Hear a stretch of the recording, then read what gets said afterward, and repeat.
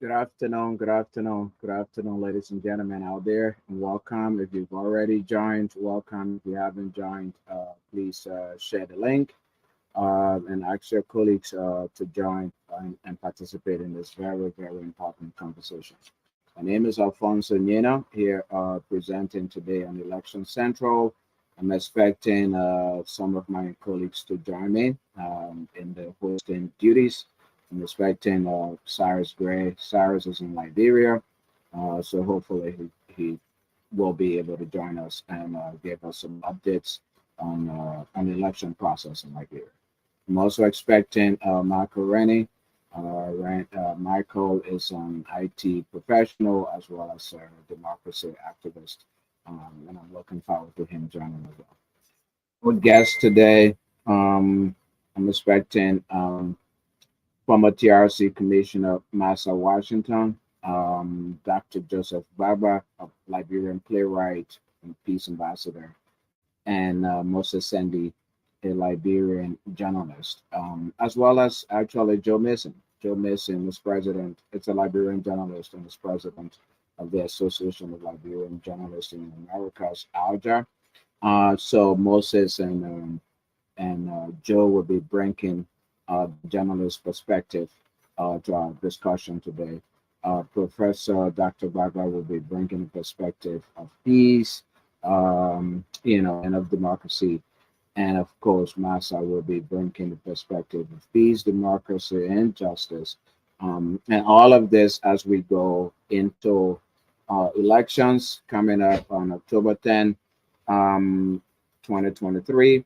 As you all know, on October 10, 2023, Liberians will be going to the polls in, I would say, the third elections after, third voting really after our civil war. And so our topic today is Liberia on the brink of renewed violence, sustaining the peace through free, fair, and democratic elections. As I said, I will be joined by a number of guests, as well as some of my colleagues who assist in producing and presenting this program. Stay tuned. We'll be right back.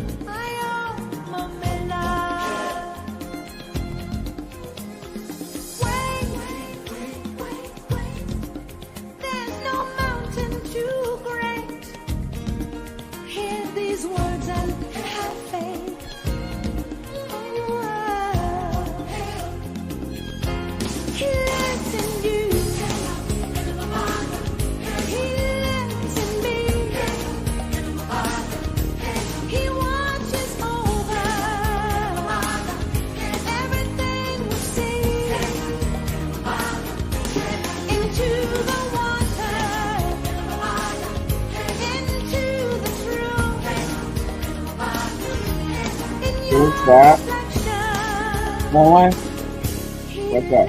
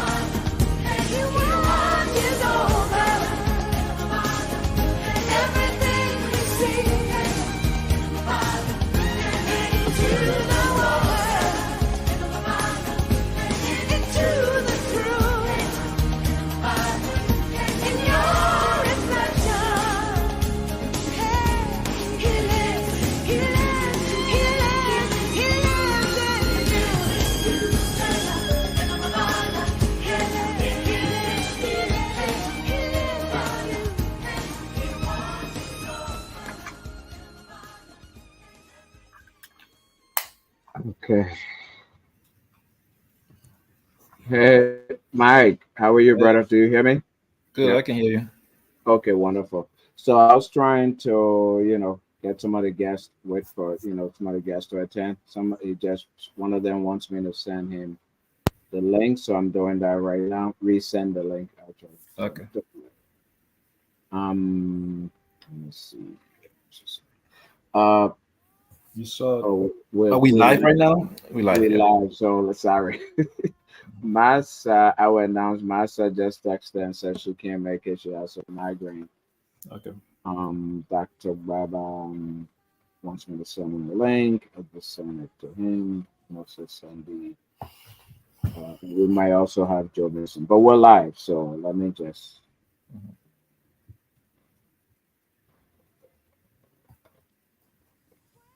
So, send the-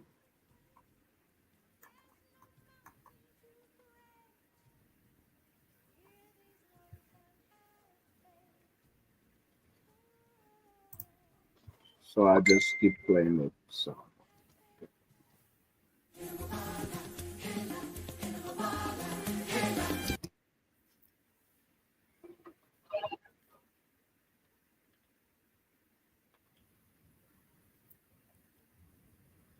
All right, so we can start. And while we wait for them, welcome, Michael and brother.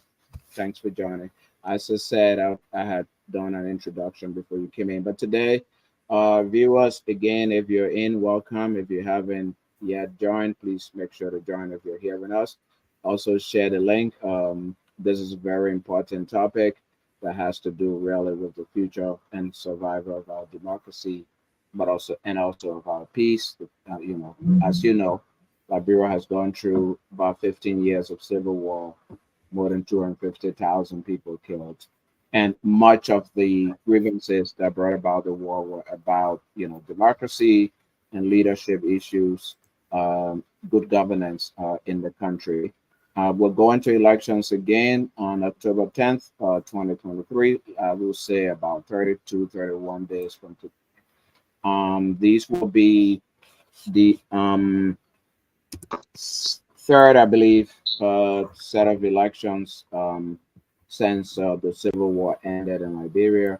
And so these are very critical elections. Basically, they will determine our direction as a country and as a people, whether we work towards sustaining and building the democratic culture in Liberia, or whether we really go backwards in terms of democracy, but also in terms of undermining the, I would say, still fragile peace that we have in the country.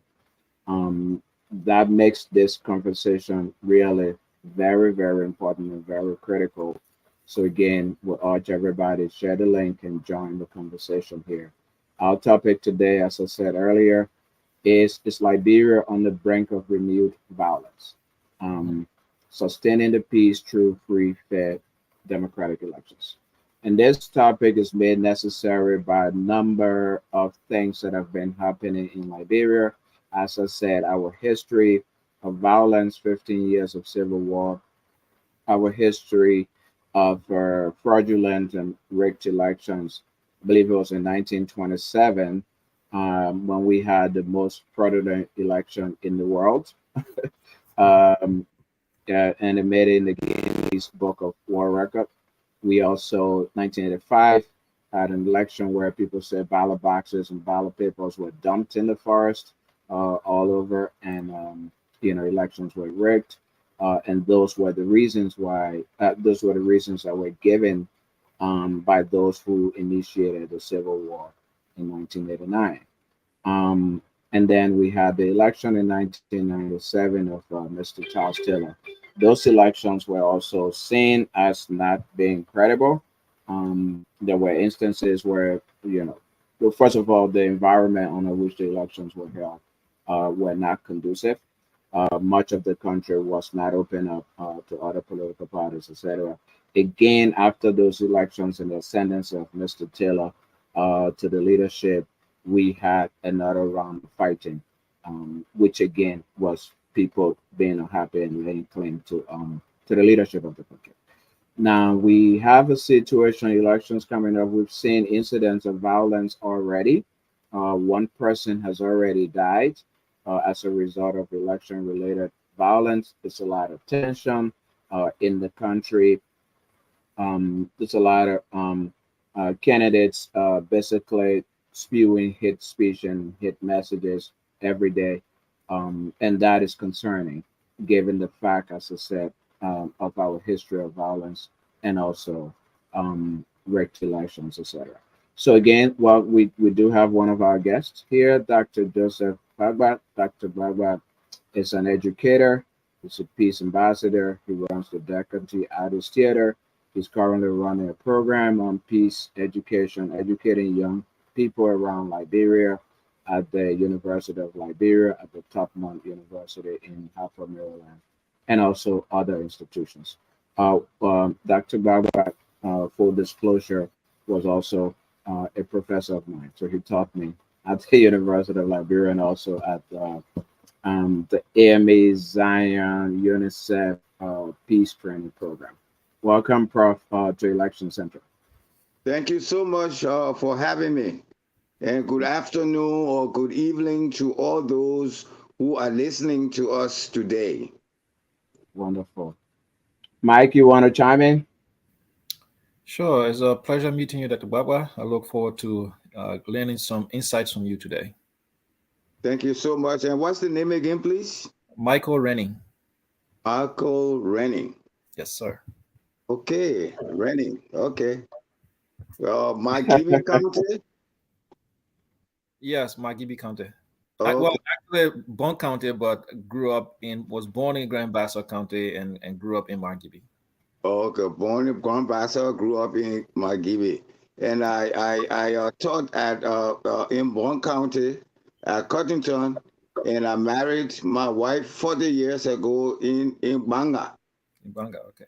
Yes. My lineage in Bonn County is from Zenju. My grandfather is Blyden Renning.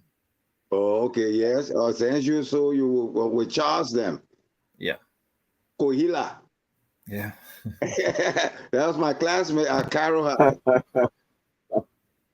The two of them, the two brothers. Oh, Yeah. I'm lost. I know. I'm lost. But welcome, Prof. I think. Thank you. And then when you say We Bonn value. candidate, when you say Bonn candidate, I say Kumenjo. Oh yeah, that's where our culture failed me. I didn't learn. Okay, we were talking about that. We were talking about that also while we discuss this subject matter. Okay. Yeah. So I'm expecting Moses Sandy. Moses Sandy is former president of the Association of Liberian Journalists in the Americas. He's also a journalist in Liberia. He worked with the Liberia Broadcasting Corporation for a number of years before coming to the States. And I'm expecting Joe Mason. Joe Mason is the current president of the Association of Liberian Journalists in the Americas. They're having a convention next weekend, and he probably will be in Minnesota. He'll be relinquishing power. But those two gentlemen will bring the perspective of the media, and the role of the media in promoting free, fair, democratic elections in Liberia, but also in general in promoting the peace and sustaining the peace. As we all know, the media has a very important role to play. So hopefully they join us. Ms. Massa Washington, a journalist by training, and also a former member of the Liberia Truth and Reconciliation Commission. Unfortunately, cannot join us today because she developed a migraine headache. She'll make it up. But this is an ongoing conversation, so definitely, whenever she can make it, we'll definitely welcome her. But our topic, our topic today, as you all know, is basically ensuring that we have free and fair elections as the way of building upon our democracy and as a way of building upon our peace. I've basically put together, if you see on the screen, a number of factors that we all know contribute to, peace and successful elections. We know that when elections are not credible, when elections are not fair or when they are not seen by people who participate in the process, meaning if they're not transparent, people kind of come away from the process believing that it was rigged, that it's not fair, and that can lead to election violence. So there are several factors that contribute to violence. So the concerns are rising in Liberia about the probability of violence in upcoming elections on October 10, 2023. Why? Why is tension rising and why is it important for us to have this conversation? Um, Welcome, Cyrus. So Cyrus is actually one of the hosts here. Cyrus is in Liberia currently. So Cyrus will give us a rich perspective in terms of what's going on in Liberia around the elections and especially around this topic. Welcome, Cyrus.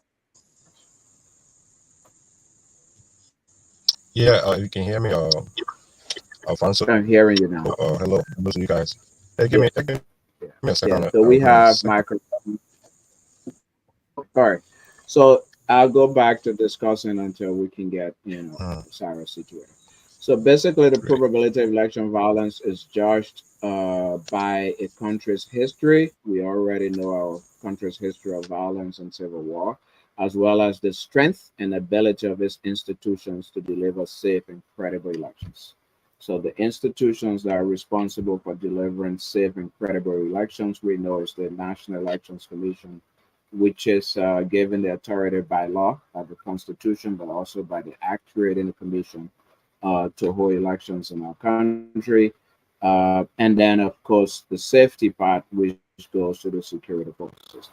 Um, that's a factor. So, for one of our part of what we'll be discussing today is: do we believe that the election commission is up to the task, and do we believe that the security forces, the police, are up to the task in terms of safeguarding the election process? And I keep emphasizing process here deliberately because election is not just one day, it's an entire process.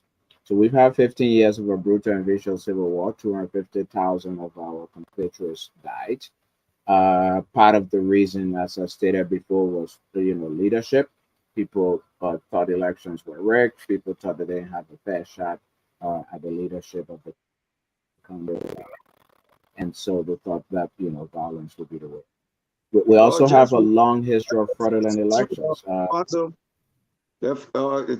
just one second, please. Before you go further, I just wanted to ask a preliminary question as to what gave rise to this topic with respect to Yep. whether it's a suspicion or whether it's a concern. What gave rise to this topic to ask the question, is Liberia on the brink of renewed violence? Excellent question, Prof. And definitely that's one of the reasons we have you here. You will guide us in this process, and that is an excellent question. But yes, growing tension and incidents of violence around the elections that have already taken place around the elections. That's one of the reasons. It's a concern. It's a concern. We've also seen, as I said earlier, the history, our history of violence. It's also a concern.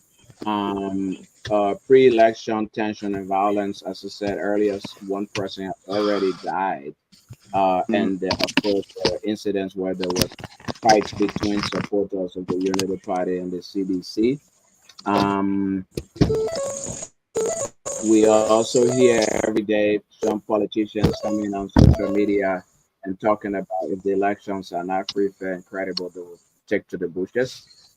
So that is a concern. And one of the concerns is the election commission ready, to deliver free, fair elections? Is the National Police Force ready to protect the process?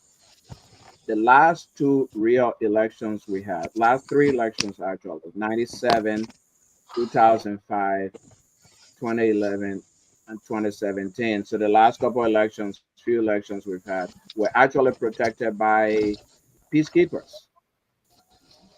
The peacekeepers are no longer in the country. So now we have to rely on the Liberia National Police to provide the protection and security around our elections.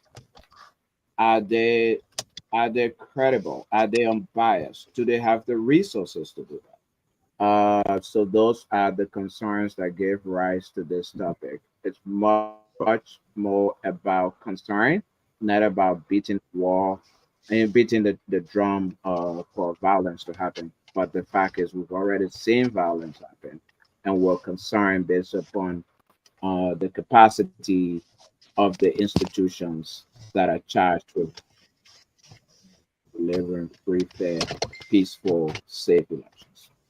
Okay, that's great. How do you wish to proceed? Another institution will be.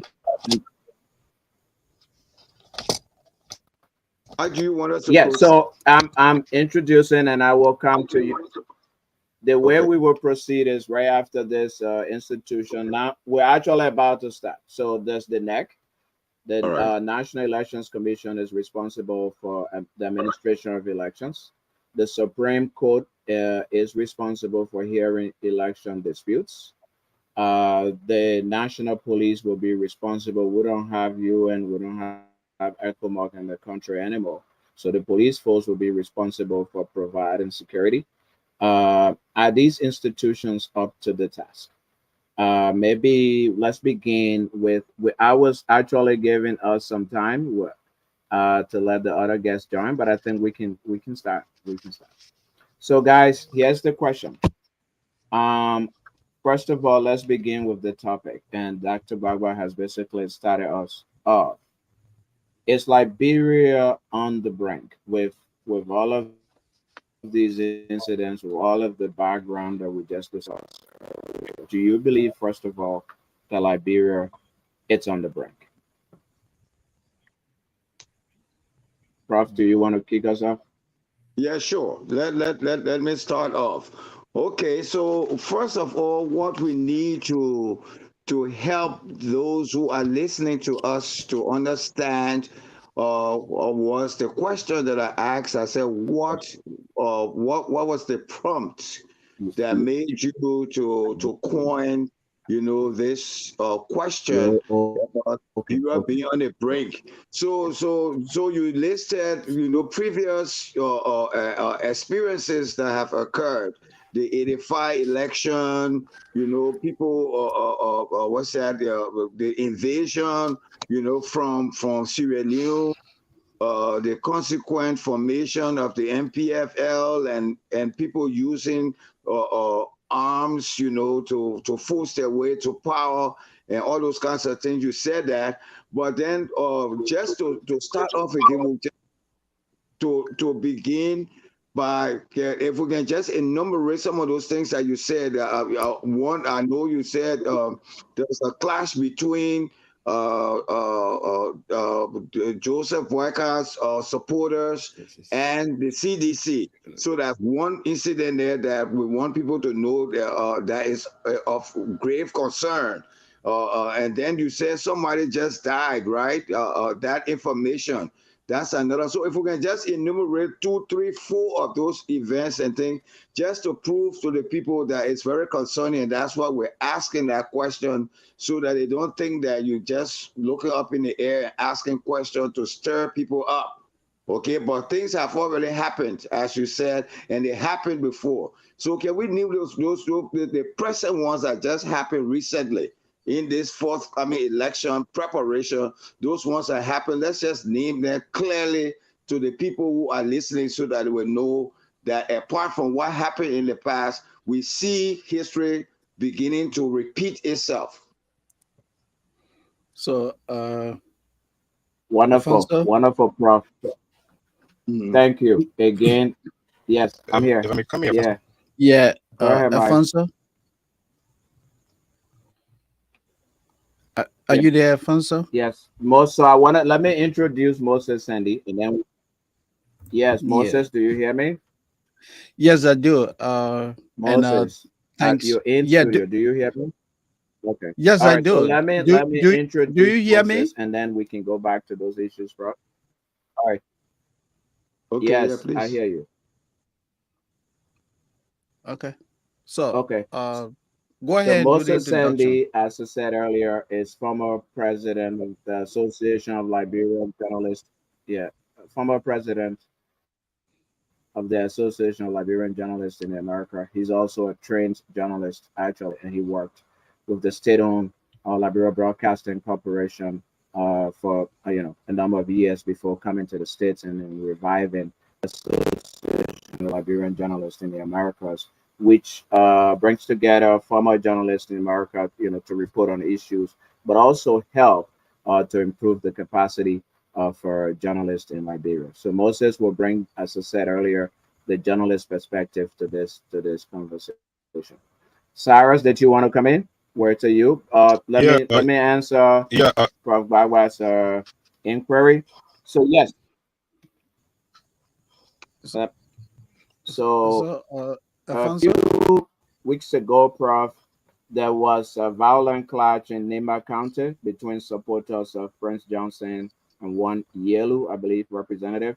And as a consequence of that clash in Nimba County, a young man, about 25 years old, was killed.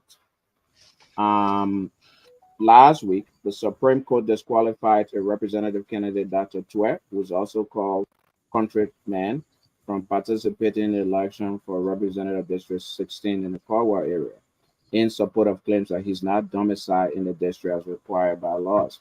The supporters vowed this week to resist any attempt by MEC to conduct election activities in the district unless he's allowed to contest. So basically, they said they will stop NEC from going in the district until he's allowed to participate in the process. Last Thursday, fighting broke out over money and T-shirts supplied by Mike Gibby Senator aspirant Nathaniel Magel. This took place at the McGill CDC Center in Dwazon, Margibi County. 3 weeks ago, there was a violent clash between supporters of the CDC and the Unity Party around the Unity Party headquarters. Reports are that the Unity Party standard bearer was going to his headquarters to announce his team of campaign officials, and the CDC people moved in the area around the same time and blocked the road, so Ambassador Barker couldn't go there. So consequently, his supporters went, turned out, and there was a conflict, and some people got injured in that process. There's also a concern of hate speech. So every day, many politicians go around and say incendiary things. I know Yaka Kaluba in District 10 has been saying all along that he believes that the incumbent government wants to cheat, but that if they cheat, he would take to the bushes. So again, these are the concerns that we're looking at. Apart from our history, these are the things that are happening around again because anything can happen. I heard the chairperson of the CDC campaign team, Eugene Nangbe, basically making a statement recently saying that the reason why they selected what's his Roland Duo as the Roland Duo is a former general of the MPFL. And the reason the CDC selected Roland Duo to be the senatorial candidate in Nemba is because Prince Johnson is laying claim that he's godfather of Nemba County and he's not.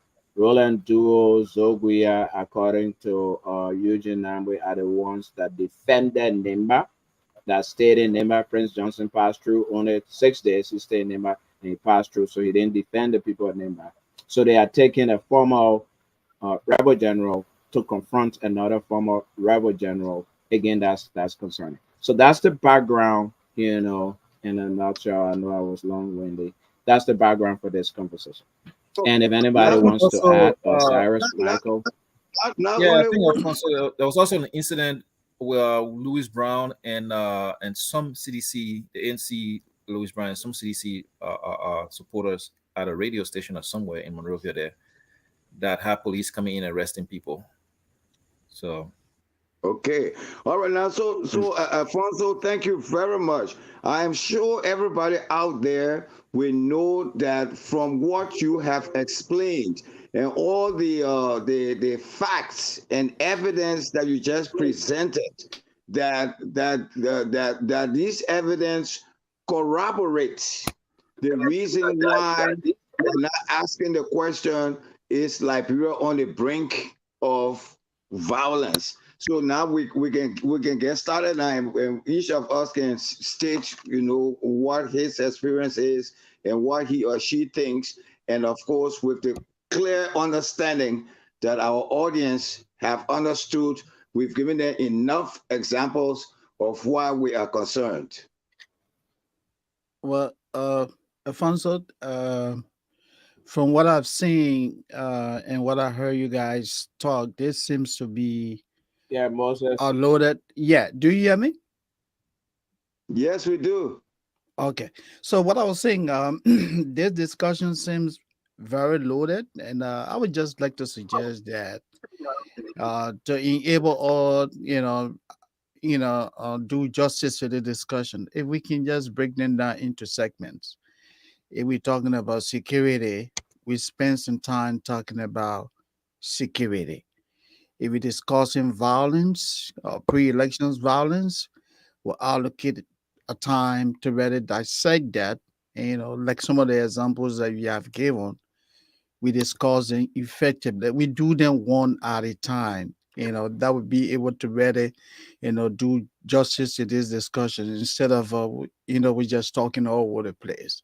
So my advice would be, let's, atomize and discuss. That's what I would like to suggest. Thank you, Moses. That's actually, Mhm. yeah. Thank you. That's actually the format. So the first Mhm. question was, do we think that Liberia is on the brink, or do we not think so? So general discussion to start it off, and then we'll go, as you correctly said, we will go step by step in terms of discussing the various elements of it. So you're correct. Michael, you were Okay, about to if say also if something you don't before Moses came if in, you I believe. if you yeah if you don't mind, if I could just say something, you can hear me. Absolutely, absolutely. So go ahead, Sarah. Yeah, first let me say hi to the professor Abujo. How are you? And Thank you. Mr. Moses Sunday. I'm glad that at least some of the material that I sent over to the platform that you guys got it. I'm actually on the road right now, so if you don't mind, I will just step out. I know you got capable people to deal with the show, but I'm still here in Liberia trying to collect contents. What I can say is that Okay. there's a general atmosphere of enthusiasm here. There are a lot of people who do not want war, and a lot of people who he has his people fiery who want him also. It doesn't seem that the Elections Commission is actually in the forefront of policing issues. There are no voters education or programs going on the radio or placards around or workshops. So it's there, even though 1 month from election, it still seems that there's a lot that needs to be done, and there's good reason to be suspicious that left alone, small things could turn into big things. I just wanted to leave you with that. But while I stay here, I will continue to collect content and feed you guys to be able to support the show. Great. Very good. So Yeah. if you don't mind, I will excuse Thank you, myself Sarah. as well. I Thank can you. give you Thank guys you the very space. much. See that? I mean, I did. Excuse myself as well. I can give you guys the space. Wonderful. Yeah, definitely.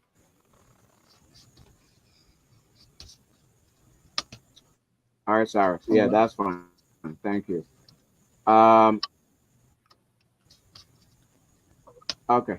So the discussion today really would be, as Moses, as you suggested, it was planned to be in components. So I wanted to begin with the National Elections Commission. Definitely, the National Elections Commission is credited by the Constitution with holding free, fair elections in the country. So, basically, election management and administration. So let's discuss. Let's begin with discussing the Elections Commission. Are we? Is it from what Sarah's describing? just said, but also basically what everybody has been saying. Do we believe that the election commission is in a position and is doing what is required to ensure free, fair, and credible elections as a way of countering people claiming that there's cheating and therefore resulting to all kinds of things? So let's begin with the NEC and its responsibilities. The NEC is responsible for regulating campaign financing, for registering candidates and voters, locating and staffing polling stations, administering the vote, and counting the ballots. Do we believe that the Election Commission is performing these duties as it should be done? Well, look, if I can come in on that, Um, oh, you're going in if order, you want to right? begin, Okay, if you're going in order, I can come in last. No, We can go start with ahead. Michael. Yeah. Go ahead. yeah. Okay. Go ahead, Michael. Okay. All right. So I personally do not believe the election commission is prepared to execute free and fair elections in Liberia at this time. I don't think they did a good job of doing voter education. I don't think they've coordinated security with the national police and other security agencies correctly. And I don't think they had the resources I don't think that enough resources was given to them financially from the government in a timely manner for them to be able to execute on their obligations. So when you have the election commission, the chairman coming out and the chairwoman coming out and saying that she expects to have a lot of invalid votes without giving a reason why, and you have people not understanding, the election regulations correctly. Political parties themselves are still asking questions on what to expect. We don't have sample ballot papers out in the streets for people to, kind of practice, use to learn. I don't think they're in the position. We have not been given any security analysis of, how the police is going to handle security for the elections. Nothing. So I don't think they are in a position to handle the election and security and also free and fair elections in the sense that making sure people are educated fully and know what to expect when they go to the ballot boxes. And then also the poll washers and other employees of the National Election Commission that's going to be at these different polling stations. We are not even sure as to what level of training they have to be able to help people. When older, uneducated senior citizens show up to vote, how are they going to handle those people? We don't know that. There's nothing being put out there for us to see the processes the election commission is going to take to make sure every Liberian is not disenfranchised when they get to the polling stations. So as far as I'm concerned, we do not have, or we don't have the confidence that the election commission can handle this election correctly. Excellent. Go ahead, Dr. Weber. excellent. Prof, do Oh, you want yes, to I want to, take it from there? yes, I do want to take it from there. And I'm taking it from there from the point of view of experience, from the point of view of getting in touch with the very Prof, what NEC. Pardon me? He's frozen. Oh, Yes, I'm this is Yeah. Susan. Go ahead, Dr. Baba, when he comes okay. to Okay, the. yes. I'm saying that yes, I would like to continue from where the gentleman just stopped, but I'm doing so not from hearsay, but from experience, interaction with the current chairperson for the NEC. Um, and then, of course, with respect to what efforts we have personally made as executive director of Deaf Country Artists Theater, as an educator and advocate, of peace and reconciliation in the country. Um, so I will be speaking from that perspective with respect to whether or not the NEC is prepared. When it comes to the issue of understanding what the NEC is all about with respect to its official responsibilities, Ms. Devietta Brown Lasana, falls short of having the knowledge and the professional aptitude to relate to prominent Liberians or to relate to electorate with respect to her responsibility to inform people. And what do I mean about that? One, I think like 2 months ago, Decorative Artist Theater, we've launched a peace program, a peace education, civic education program in Liberia since 2019. And 2 months ago, when we felt that there wasn't enough or any kind of publicity or civic education programs on the radio, or that people weren't going from county to county to electorate regarding the process and all of that, I picked up the phone and I called Davietta Brown Lasana, and called her to, first of all, not only express my concern that that there wasn't civic education going on in the country, but to also invite her to our own private initiative that we took as Decorative Artist Theater, conducting peace and civic education programs in Liberia. We spent our own money to secure the hall, to make the publicity in Kepamas, to do everything.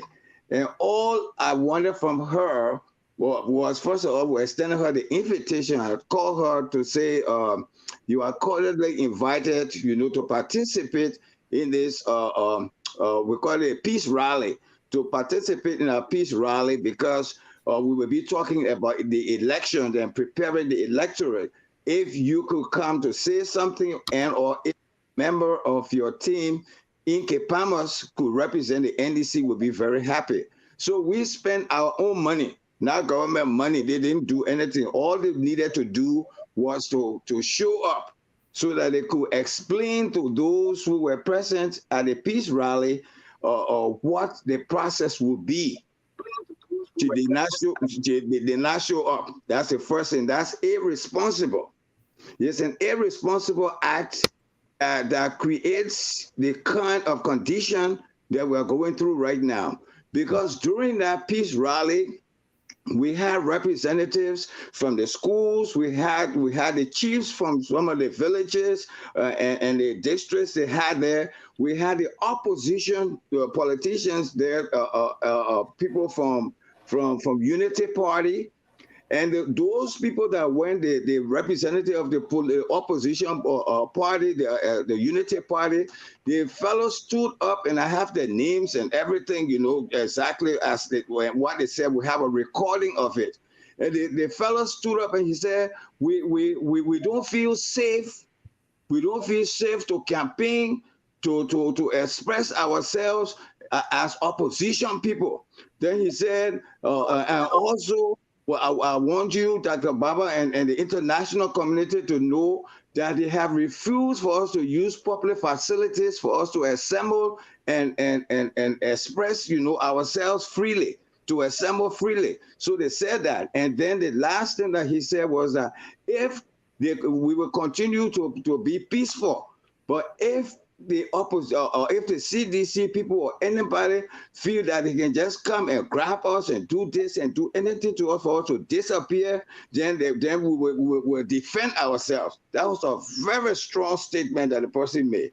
And I wish that somebody from the NDC was there to hear it. But that's what's happening in Liberia today. What's happening in Liberia today, people are given responsibilities, national responsibility. I'm not talking about personal responsibility, I'm talking about national responsibility. And people they need questions, they have questions, and they're looking for the authority that the government designated to do whatever task they're supposed to carry out for them to be there. So if a representative were present at that time, the representative would have kind of given them some assurance to say, oh, we will see to it that if you want to use the public facilities as citizens, we will make sure that we make it accessible to you at this. But there was nobody there to say anything of that kind. Everybody else was there. The superintendent's office was represented. The chiefs were there, and the chiefs expressed themselves. They were very concerned. They said, He said, what kind of organization is this? They said, this is a private organization, but you're doing things that the NEC is supposed to do. They're supposed to come to us to do it. We had a meeting with the elders in Big Town, in a village. We went there to educate the people on it because we knew that they cannot read and write. And somebody said something about the voters who cannot read and write. So we went there and we had, because the students, some of them are Grable, the Crown, the Crew, for different ethnic groups in the organization. And the treasurer of the organization, Philomena Aku, speaks Grable very well. So we had her speaking Grable to explain what the election process would be. And that is something that the NEC is supposed to do, that it did not do. The second thing before I take my seat with respect to this is that we offered the NEC our services. We said, well, if there's anything, because we already have paid for radio programs on Radio Paraclete in Banga that used to broadcast the Dati Civic Education Program every Wednesday from 6:30 to 7:30 p.m. Then we had our radio program in Kepamas on Radio Phoenix that we paid for. We paid for it just to educate the people. A private initiative, because we feel that everything should not come from government. But if everything not coming from government, you have patriotic citizens who are willing to put their hands in their pocket to pay for something for the safety of the people, then you, the government, you're supposed to respond in a positive way. And unfortunately, they did not do that. So I agree with the first speaker that the NEC is not ready, prepared, and that they did not do their work. There are other things that I will talk about later on as we go on, but my response to that question is that the NEC, is not credible to conduct the election. Yeah. Okay. From my end, Thank you, I would bro. like to begin. Mr. Yeah, go ahead. Okay. Yeah. So, from my end, I'm hearing noise echoing in the background. Is it from my end? Okay. So, as I was saying, I do agree with Mr. Rennie. No. Do you hear me? Yes, we can hear you. Yeah, I do agree with Mr. Rennie and Dr. Bagba. The views here regarding the National Elections Commission. It is true that in recent years, the commission has proven to be, compromised. And I would like to begin. The election we're talking about. This election is consequential. The outcome will be consequential. It will determine whether Liberia remains a peaceful and stable society or go into crisis. That's why it is imperative that the institution legally created to manage this process does so with earnesty. Unfortunately, you have a chair of the commission that come across as arrogant, disrespectful in relating to journalism or even politicians. You have a chair that has her own integrity problem. Let's go back to, you remember the thermometer case with the chair. The LACC investigated and charged this woman with dishonesty. Thermometers sold for less than 20 US dollars. The commission allegedly rented those, awarded the contract to a relative. How do you do that? How do you chair the commission and you award a contract single-handedly to a company run by your brother before going to the competitive prices? You awarded this, and what did the company do? The company overcharged the Liberian government for $180,000. Thermometers that you walk to Walmart You spend less than $20. They did not even purchase. Instead, they were renting. Mm. $180,000. So that drew the integrity of the chair into question. Besides that, there's open report out there that the chair of the commission has a personal relationship with President George Weah. So that disqualifies her from supervising a process that involves somebody that she has a personal relationship with, because that's conflict of interest. Whose interest is she going to protect? Is it national interest, or is she going to protect the interests of Mr. Weah? Now, let's come to the issue of funding and some of the irresponsible comments that have been evolving from the chair. Election is a couple of weeks from now. And in recent time, the chair comes to say, well, there's going to be a lot of invalid, ballot papers. How does she determine that? If that is the problem that the commission has already, forecast, what are they doing to ensure that this problem does not unfold during the election? Nothing. So they come and make this broad statement insinuating that, look, we're going to have this problem, but nothing is being done toward resolving or preventing the problem from occurring. Now, let's come to electoral laws. There are laws that clearly speak to how much a political party can spend for campaigning. The election law, 2004 election law, provides that a presidential hopeful, the maximum a presidential hopeful can spend as per the election law is 2 million United States dollars. Vice presidential candidate is $1 million maximum. Senator, $600,000. I'm talking about US dollars. Representative is 400,000. Any expenditure beyond that would be a violation of the election laws.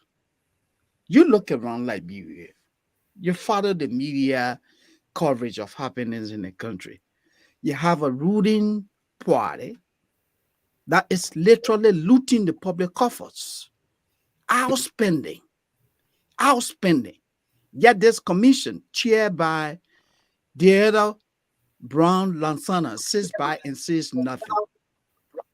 There are laws on the book. There are electoral laws on the book that frowns on pre-campaign activities. Go to Monrovia, prior to declaring campaign open. The CDC, you walk around Monrovia, the entire city is dawned. Everywhere you go, there are billboards, giant-sized billboards. Prior to declaring, a campaign formally open. So the people even started campaigning. The code of conduct provides that no government official should participate in politics, meaning that you cannot lead a political campaign. You cannot be you cannot be of any process that will involve you utilizing government vehicle, government resources for campaigning. The law clearly speaks to that. What do we see? Who chairs the CDC campaign team? The commissioner of the maritime program, Eugene Nambe. He's paid by the government of Liberia, taxpayers' money, and the commission says nothing about that. You have the chair of the Good Governance Commission campaigning for the ruling CDC. The NEC says nothing about that. You have the Minister of Finance who manages the Liberian government fiscal policy campaigning. You have all these people openly breaking the laws. But the commission says nothing. So then what do we say? The commission has proven to be incapable of managing this process. The commission lacks the resources. The very commissioner, she went to the Senate and told the senator that, hey, the commission is financially strapped. They are not even sure that they will have money if the electoral process, extend to the level where they're going to have a second round. She said they have no money. So her statement implies that everything must be done to ensure that this election just be a one round. And this is the campaign from the CDC. There's going to be a one round. There's going to be a one round. There's going to be a one round.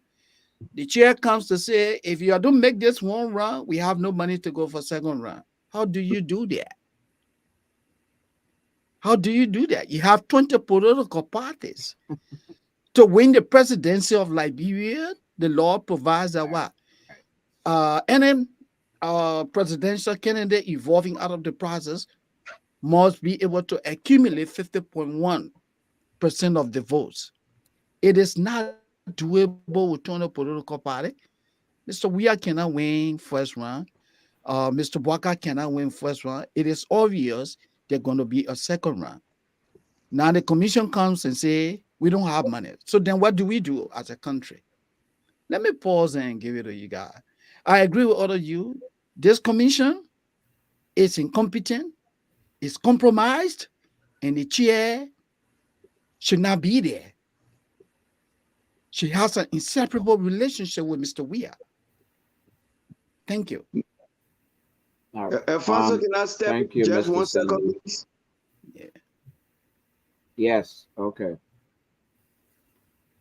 Yeah, Sandy, one thing that I also want to say to all of you here online is that, we've done enough talking for the past 40 some more years, and our country has gone to where it is. If we feel that the NDC is incapable of handling the elections that will be held on the 10th of October, we should be galvanizing support to request that group be dissolved right away to avoid any kind of future confusion and violence in the country. That should be the next step. We should not just come and say, oh, they're not competent to do this and that, and stop there with our action. No, you cannot do it. Now, if we feel that the NDC is incapable of performing its tasks, and that we feel that if we allow them to continue, there will be violence and it will disrupt the rule of law in Liberia, then we should begin now to tell people, to tell the international community that we don't feel confident that these people will do the right job.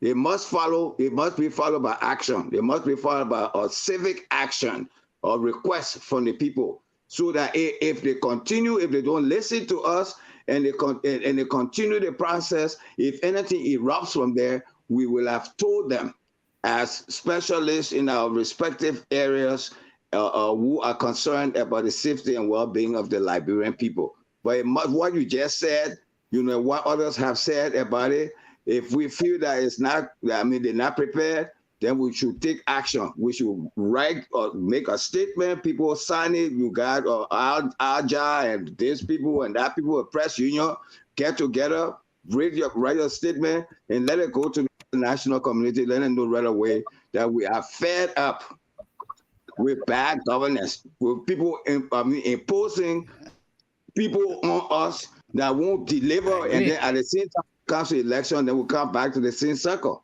So it must be followed by action. That's my recommendation.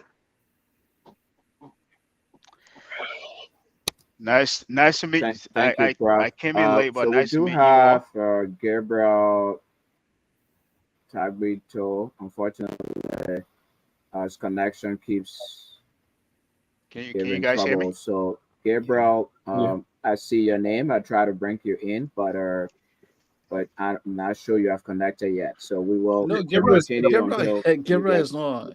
I'm on. Alfonso. Yeah. Alfonso. Gabriel is on. Okay. No, thank you All right. guys for Okay. inviting Okay. me, Yeah. and You're right. it All right. is a pleasure to Gabriel, be here. welcome. Alfonso, Yeah, is thank you, Alfonso. It's a pleasure to be here, and I know I came in at the back end of the conversation, but it's it's, Mr. Sandy was Do just you hear speaking and me, just Moses? I'm hearing you, but yeah, yeah. We're yes, we can hearing hear you. we're hearing Gabriel. Yeah, okay. Okay. So go go ahead, ahead, Yeah, Gabriel. so Gabriel. I came in on the back end of the conversation, but as Mr. Sandy was speaking, in addition to what Mr. How do you say Dr. Baba? Baba. Yeah. Baba. Okay, I think I got that correct. Um, so everything that you guys are saying here, that is something the average citizen like you and I are aware of, right? Mhm. And if we are aware of this as the average citizen, from that perspective, you guys are speaking.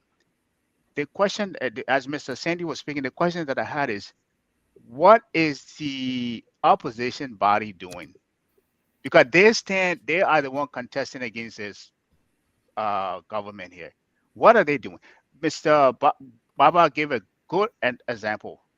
That's something they should be pushing for, or at least highlighting or making, everybody aware that that commissioner or commission is incapable of doing his job. I think the opposition as a body, collectively or individually, they're supposed to be raising this point that there is an inseparable relationship between the commissioner and the president, and that could cause that election to be marred with irregularity. But I don't hear anybody making anything. The only thing I hear is everybody's raising money on their part to make sure that the polls are monitored, which is great. But at the same time, what happens when you go to runoff election and that commission announces there's no money? Yes, you did your part to say, I'm going to have money aside to watch the polls. But what happens when you go out to, the runoff? There could be, that's when all of that will, the chaos will happen. But I think individually or collectively, they're supposed to be raising these points and making sure that, you know, from, the regular election up to the runoff, everything goes in as it's supposed to. But that's the biggest question that I'm asking the opposition. What are they doing if guys like myself, you and myself are seeing these things? They should be seeing this thing as well and be raising red flags about them. So that's the question that I wanted to pose to them. So I will yield from there. Thank you. Yeah, thanks, Gabriel. So same thing as you were saying. After Dr. Bagua said, taking action is important. We've been having this conversation here on Election Central for a while now, and I've been bringing up the point that we have bad leadership in Liberia, and that bad leadership leads to bad institutions. Our political parties are not institutions. They are not established institutions. Like when sit in America here, you look at the Republican Party or Democratic Party. These are institutions that will survive no matter who the candidate is. Liberia, we don't have that. We have political parties that are, put around the candidates. We have incompetent people taking positions because they are able to talk the most and the loudest. So they're giving positions, and they don't know what to do to, turn those political institutions into true institutions. Because if they were really operating efficiently, they will be tracking, they will be aware of all the election laws that Mr. Sandy talked about, and they will be able to track all that information and see when the election commission is performing poorly, when they're not following regulations, and be able to document that and present that to whichever authority holds the election commission accountable. That would be the legislature and the Supreme Court to a certain extent. So because they're not institutions, all they're focused on is getting their candidate into power. They are not really taking those things into consideration, and those complaints will only come after they lose. If they win the election or they win something what they want, they don't care. They got what they want. But if they lose the election, that's when they will start scrambling to document evidences of irregularities, or where the election commission did not follow rules. And then who's going to take you serious if you haven't been reporting these incidents from the beginning, like documenting them and submitting claims or a report against the election commission while still going through the process? Because tomorrow, when that time comes, you can say, well, we've been reporting this and this is what happens. But we don't have those situations with these institutions actually being true institutions and operating efficiently or properly. So we have what we have in Liberia: political parties, built around a candidate, and then when that candidate doesn't get what he or she wants, then things fall apart, and then they go scrambling for the next person who has a lot of money or who has a lot of popularity and bring them in to fund the party. Okay, that's very good. But to answer your question, also, I'm sorry I can't see. Gabriel. Gabriel, Yeah. yeah. To answer your question, also, Gabriel, let me tell you something. The time has passed for us to say why the politician not doing this and doing that. Right. We will decide what we want. Right. It should be the people's power. This Liberia is a democratic country. A democratic country is run by the majority of the people. They are the decision-making people. The power is inherent in us, not in the political parties and those who want to be president, who running up and down in the place. If we, the people, say that we feel that the election commission, if it continues with its job, it will lead to violence in the country and loss of lives, as they have begun to do already because of their incapability. Yeah. We have the right to sign our petition and send it to the international bodies and send it to the same very government that is in power right now.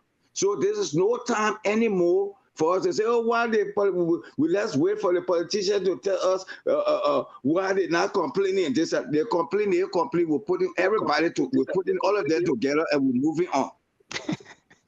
I like it. I like it. Thank you, Dr. bro. Bob. Thank you, Kraft. We should not Let me come in continue to put our lives. You know how many years have gone by now? Over 40, 50 years almost. Yes. 50 years almost. Yeah. We're waiting for those same people. Let me tell you about the so-called Liberian politicians and all of that. That's one of the reasons you never hear my name in any kind of political party.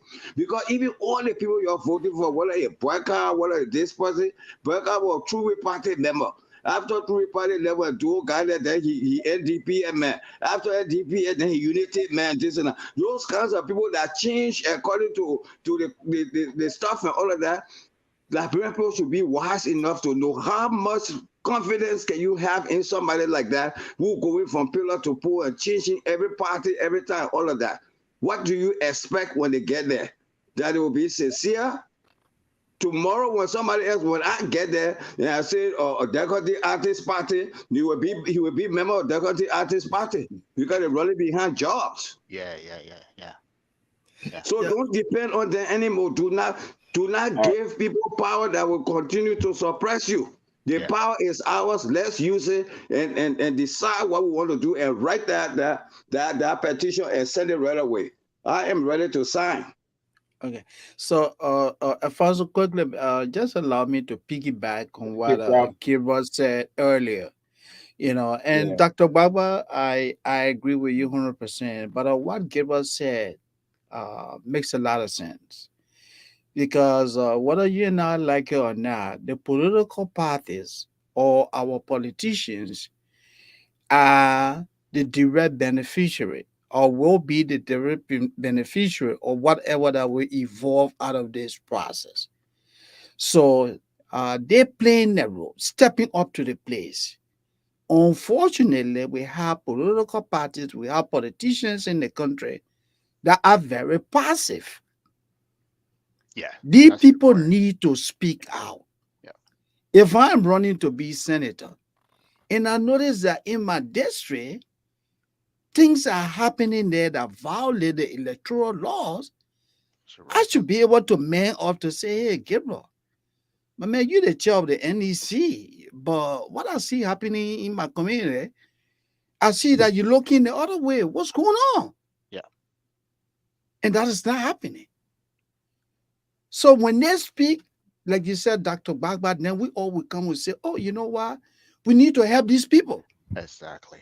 Yeah. And we're rally behind this has to be a collaborative effort. They can't sit back and say, oh, well, we don't care. No, you have to care. You have to care, because This is about the future of your country. You have to care. You have to care. Look at, let me close up on this.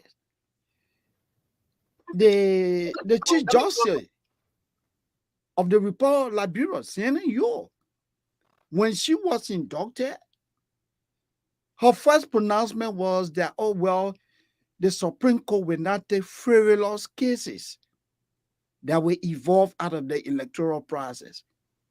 When did she get to know that cases that will be coming out of the electoral process or complaints that will be coming, or those cases or those complaints are considered quote unquote frivolous or will be considered quote unquote frivolous? What did she get to that level? That was a form of intimidation. That, hey, whatever that comes, we don't want to listen to you because it's frivolous or it will be frivolous. You can't do that. Presumption. Presumptions Right. in the absence of evidence. That's absolutely wrong. Again, our politician, Dr. Bagba, when that woman made a declaration, none of them said nothing. Mm-hmm. They said nothing. Mm-hmm. Yeah, so No, they get it thank on you. you guys. Thank you. Mhm. Yeah. No, thank you, Moses. I hope you guys are hearing me. So definitely, from what I gather from what you all said is that election laws are not being enforced by the commission that's responsible for administering the elections.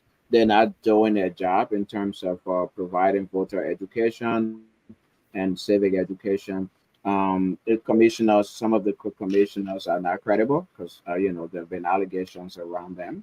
They might not even have the logistics, the financial support, and the logistics because recently the chair of the commission told the Senate that they don't have money to do a second round, which is actually required by the Constitution. Yeah. If no candidate gets 50% plus one in the first round. And I think the topic, the discussion about let's do something, what can we do about it to protect democracy and to protect the peace is equally very, very important. So I think, and I think the point all of you have made is that as citizens, maybe we shouldn't wait for the political parties to take action. We shouldn't leave it to them to take action. As citizens and as civil society organizations, we can begin to take action to do things to address our concerns, or just to air our concerns and go to the relevant institutions watch that watch over the election commission to make sure that these things are corrected and that they play their legal role, the role and do the things they're supposed to do.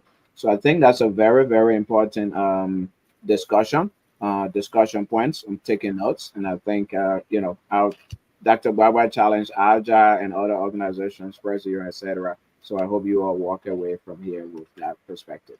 Uh, One quick caveat before we move to the next issue, which is the security sector. Um, I wanted to clarify here that we're not sure what type of relationship Brother Sandy was responding to when he says the chair of the commission has a personal relationship with the president. We don't know that. We want to focus on the even though that might impact or people's decision making, but we want to focus on the issues that are out there in front of us in terms of what's codified and whether or not they're doing their job. Having said so, I want to move us to the security sector. So as I said before, the last elections we've had since the war ended were basically with the protection of ECOMOG and United Nations peacekeepers. In this election, one thing that's different is that UN and ECOMOG will not be present. So now we have to rely on the Liberia National Police. The Liberia National Police is supposed to provide security for the entire process, from voter registration to campaigning to voting day to counting of ballots and everything. And if that's not done well, if they don't play their role, again, incidents of violence might increase, and that might put the peace of the country at risk. So let's discuss the security sector, the police, the justice ministry. Are they doing their job? Do we believe that the process is being protected as is required by law for them to do. Um, um, get what Michael, you want to begin? So I still don't hear Gabriel. I don't know why. I guess it's my system. His microphone was off. Yeah, I think you guys can hear me. Everybody else can hear me. Yeah, I can hear you, Gabriel. Yeah, I Go can ahead. hear you, Gabriel. Gabriel, I can hear you. I don't know. Alfonso, you said you can't hear me? Yeah, so let me start. So since we're on the Mike, LPN, did you hear me? yes, we can hear you. We can hear you, Moses, Sin- Alfonso. I see you. I see Dr. Barbara. I see Michael. I still don't see Gabriel. So you don't see Okay, Gabriel? so can one of you pick it up? Michael, do you want to pick? Let's look at Yeah, but let I Gabriel still go don't when Gabriel, see you were Gabriel speaking. That's all we can on hear, my screen. Gabriel. let Let me Yeah, let we're Gabriel. me hearing let Gabriel. let me go since Go ahead, Gabriel. Sorry. We're hearing okay. you, so go ahead. All right. All right. Since we're on the Liberia National Police, there's just few things I wanted to say about um in terms of their ability to carry out, protection or security in this oncoming election that is ongoing right now.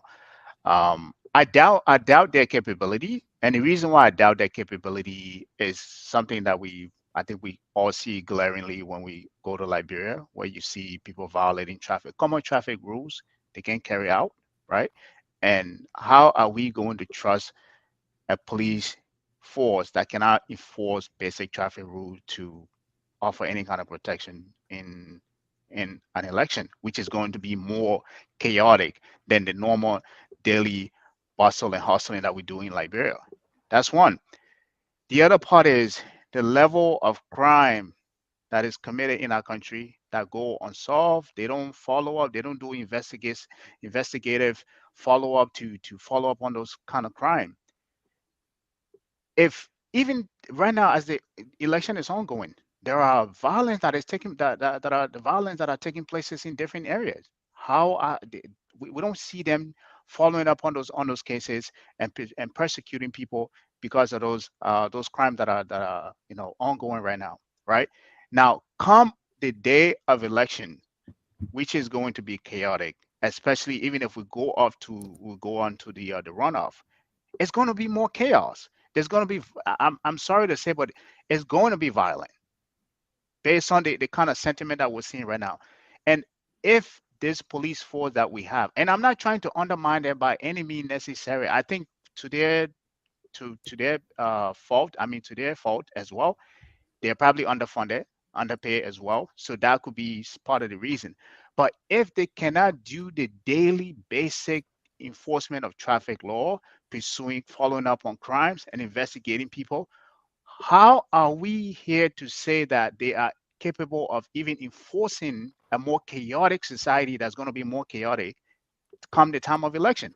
And we've already seen that in several election violence. So in as much that they are pretty much in addition to the AFL, the security force of the country, they are probably underfunded, and because of that, that's why they're underperforming. So I don't know the way of approach here. Are we going to say that each party should, you know, allocate some kind of funding to their voters to make sure their voters are secure, are safe, to get to the poll register and go back home? Or are we going to just relegate that safety and security force to the national police? So that's where I stand on that. And I don't think they have that capability. Maybe the AFL might step in to help them, and that would Yeah. be Okay. a fair Um, call to a fair call to call them upon to do. But by themselves solely, I doubt they're able to carry out that level of responsibility that we want to place on them come time of election. Thank you. Yeah, look, Gabriel, I agree with you. Uh, as the election, time approaches, unfortunately, we have a police that remains underfunded. We have a police that is compromised. We have a police that pays little or no attention in showing that a justice is dispensed without, favor. Uh, it is my understanding right now, the national police, the entire country, it has a full of less than 3,000. It's also my understanding that if you went to Grand Crew today, when what they refer to as a police depot or a police department, you have two men walking around, not even carrying batons. So when a crisis erupts in a community or in a country like that, where do you get justice from? No vehicle, equipped, not even uniform. You go to Grand Judah, the problem is the same. You go to Lofa, you have similarity in problem. This is nationwide. Even in Monrovia, do you see how ill prepared our police officers look? They have no vehicles for patrol. Something happening in West Point, the police can't get there. Garnetsville, the police can't get there. And you have people carry all these titles. Deputy Director of Police for Operation. You don't even have motorbikes. The CDC, the ruling party, recently gave out more than 100 motorbikes. Yet our police officers don't have motorbikes, to travel easily. Let's speak of vehicles. And we are preparing for an election that many have duped consequential. This is an election that will decide whether Liberia will move forward or not. This election is very, very critical. And the police remain underfunded. Look at all the electoral violence. Take, for example, you remember what happened at Senator Prince Johnson's church when a group of thugs from the NPP went there, berated this guy. And what did our officers do? They went and stopped at LBS in Painesville. It's like, go and do your thing, we'll come in later. That's what they did. A compromised police force. You saw what happened on the University of Liberia campus. When Akaros Gray led a group of thugs, what did the police do? Nothing. You saw what happened at the U.S. Embassy in July of this year. I mean, not this year, but rather in July of last year. The university student that was physically assaulted in the presence of what? A police officer. That young man, his well-being, his current state health, no one knows. No one knows where he's at. He was almost murdered. Police officers stood by. And they said, the king with this big pronouncement, we will investigate. As I speak to you, investigation is still continuing. No one has been held accountable. We have a problem. The police is compromised. They select where to go. When the CDC stages a campaign, that's where you see Patrick Sudu and his people, showing up. When Yake Koluba is being assaulted, no one goes there. You heard about what happened when Joseph Boaka was heading to his party headquarters, or they were going for some campaign activity. His motorcade was stopped reportedly stopped by talks of the CDC. The police was nowhere. I mean, we can go on, on. This is a profound problem, my brother.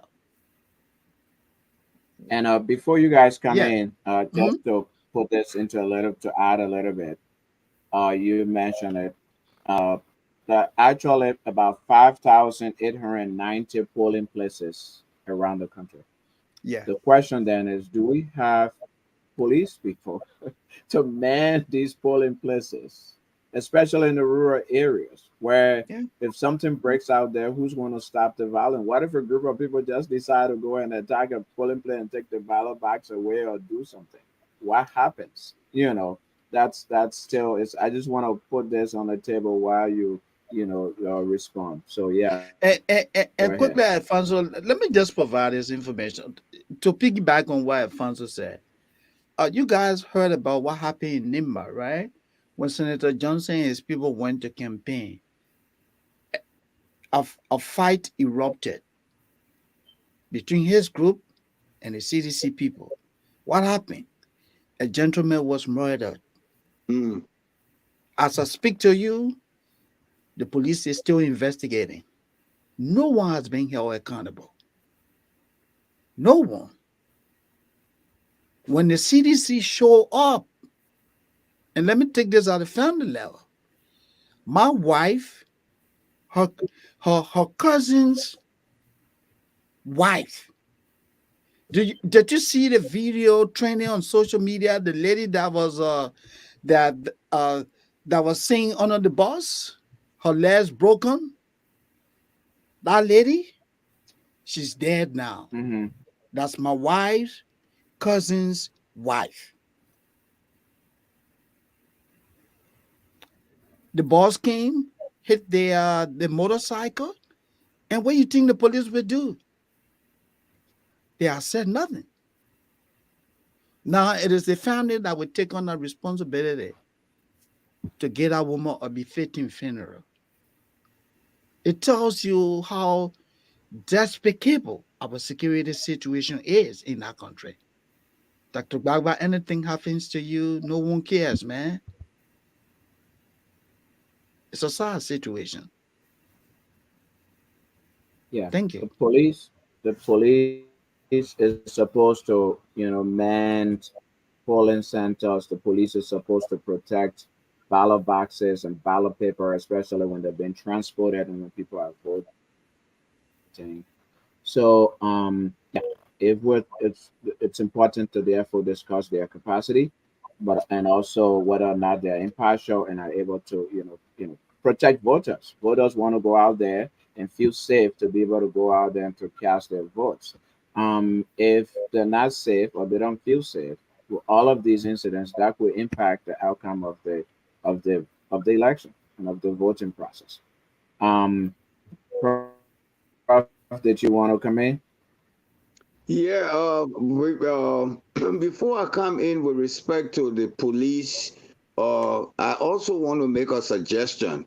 When we discussed the first Mhm. issue about NEC, it was Yep. the opinion of the majority that they are incapable of doing what it's supposed to do. So then, Yep. what I'd like to suggest is that based upon our opinion about what it is, and people are listening to what we are saying, we need to do a follow up. So, what is the follow up thing we're going to do? We said that it was necessary to take action.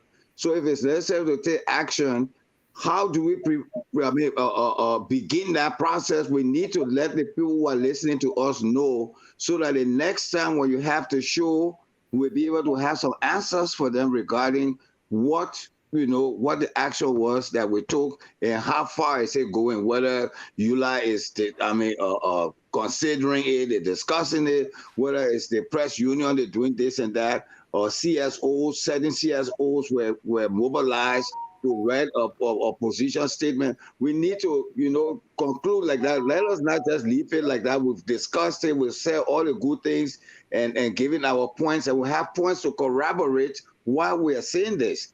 So what is the follow up to that? Because the same thing would be with the police thing too.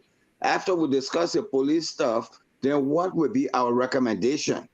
We will write something to the administration to let them know that, well, with respect to the same thing with NEC, we see that the police not able to do certain thing XYZ, and we recommend so and so. That's what people like us who are professional people should be doing for the country right now, because they're not able to do it. Certain things they're not able to do. They're not able to follow up on things. On this podcast, people come and they discuss all the great things they want to discuss, and there's no follow up. I would suggest that there be a follow up. What is the follow up regarding that NEC thing? Whether the politicians talk or they don't talk, what is it that we, the people, want and that we want to suggest? Let's do a follow up on it. Now, I'd like for you to please, bear that in mind before I talk about police thing too. Okay. Yeah. Yeah. Good. Thank you, bro. I also Mhm. hope that various civil society organizations are listening as well, and this will spur them into action. Listening to you all point out the challenges that exist and the dangers that those challenges pose. It is also my hope that those civil society organizations, as you mentioned earlier, EULA, AJA, Press Union, in women's groups, youth groups in the country will Oh man. He Yeah. having problem with internet connectivity.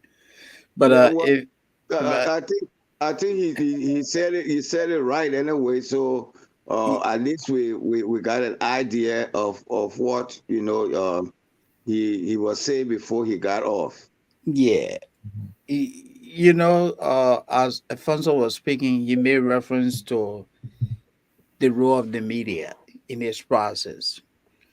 And I'm a journalist, like the media colleague over there. As a journalist, honestly speaking, I'm a little bit disappointed with today's journalism in Liberia. The media is compromised. If you've been following, if you've been following reports evolving out of Liberia in recent times, uh, since this report evolved in the media about the ruling CDC allocating $2 million for public relations. If you follow the trend in reporting, Mr. Weir and the CDC dominate the news in terms of favorable reporting, because money is reportedly changing hands. Mhm.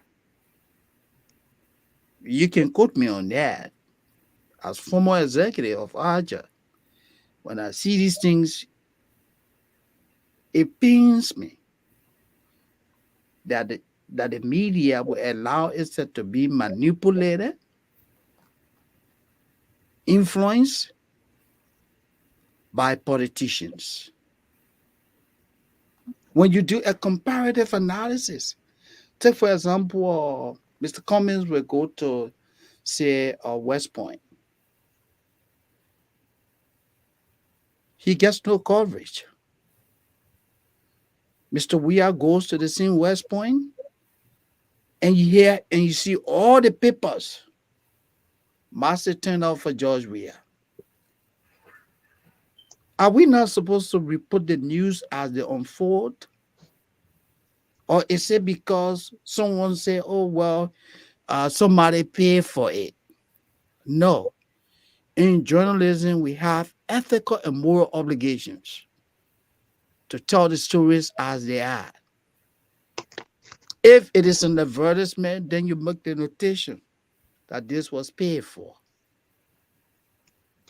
But if I show up, just by the name Alexander Cummings itself is news. So he goes somewhere, you look the other way, and the man will give you $100 hypothetically. The man has all the headlines. Yeah. How do you do that? Then we say, oh, the press union. Again, as a journalist, I have problem with the press union of Liberia. The PR has integrity problem. As I speak to you, the PL is in crisis. They went to election to elect officers. The process was marred by reported dishonesty. As I speak to you right now, we have two factions in the PL. Mm. So, as journalists, if we cannot even hold our own elections, right, on a peaceful, credible condition, then what moral standing do we have to come and tell Mr. Weir that the CDC is dishonest? What moral standing do we have to come and tell Dr. Bagba, oh, Dr. Bagba, the Deconti artist is doing this wrong? The question that comes is, but who are you? You can't even hold your own election. Now you have two factions, the union. FIJA, the Female Journalists Association. What moral standing the FIJA has to tell Mr. Weir that his administration is corrupt when FIJA headquarters is based in one of the 47 condominiums that Mr. Weir built on a shady condition? What moral standing FIJA has to come and tell Mr. Weir that his administration is corrupt when Mr. Weir gave them a 10-seater bus? So you see how compromised all of these institutions are? This is the problem we have in the country. The people throwing money here and there, they compromise all of these integrity institutions. The media has a critical role. Our job is to tell the story. Report the news as they are. Educate, educate, educate, educate. But you have newspapers writing editorials that support individuals who are literally looting the public's coffer. It's a sad situation. We have spoken to them. I personally, I take the phone, talk to them. Even when I was national president, my colleagues in Niger, we talk to these people. Yet, nothing. It's a sad situation. Yeah, let me stop there. Mike. Yeah, this is what we're talking about here with the police and the media Thank being you, Moses. compromised. Yeah, Can you hear me, Alfonso? yeah, we hear you, Margot. So what we're talking about Yes, here with yes. media and the police being compromised, I think is a symptom of the whole society as a whole. The bulk of income generation in Liberia comes from government. Everybody depends on government for money. There's no private sector. Mhm. And because of that, everybody has to have some type of allegiance to someone in government in order to guarantee income, because bulk of the income in Liberia comes from government. And as long as this situation continue to exist, we will not have an independent media, an independent police force, independent National Election Commission, because all of these people, in order to be in the positions they're in, or in order for journalists to generate money for their newspapers or their columns, whatever they're writing or whatever content they're creating, they depend on money from government, because the general public, there's not enough money coming from them to be able to sustain these businesses or these media publications, stuff like that. So they have to have some kind of political backing to stay relevant, and because of that, they were still loyal to those people, and their news and whatever they are writing, whatever articles are coming out, will be loyal to the people who are supporting them. Same with the Liberian National Police. Police officers are not getting paid on time. They're not getting paid on time. So their loyalty is to whoever in their community that has money that will come to them every now and then when they're driving by, give them a little, something Those are the people they're loyal to. And if that person is loyal to a particular political party, if I'm a police officer and this man in my community is the one who every now and then gives me something, I'm loyal to him. And if he's loyal to a CDC or Unity Party, I'm loyal to that party because that's through which I'm getting my bread, you know. And none of our institutions in Liberia, government institutions, ministries, or whatever, are properly funded, properly, audited, accounted for, equipped to do the job. None of them.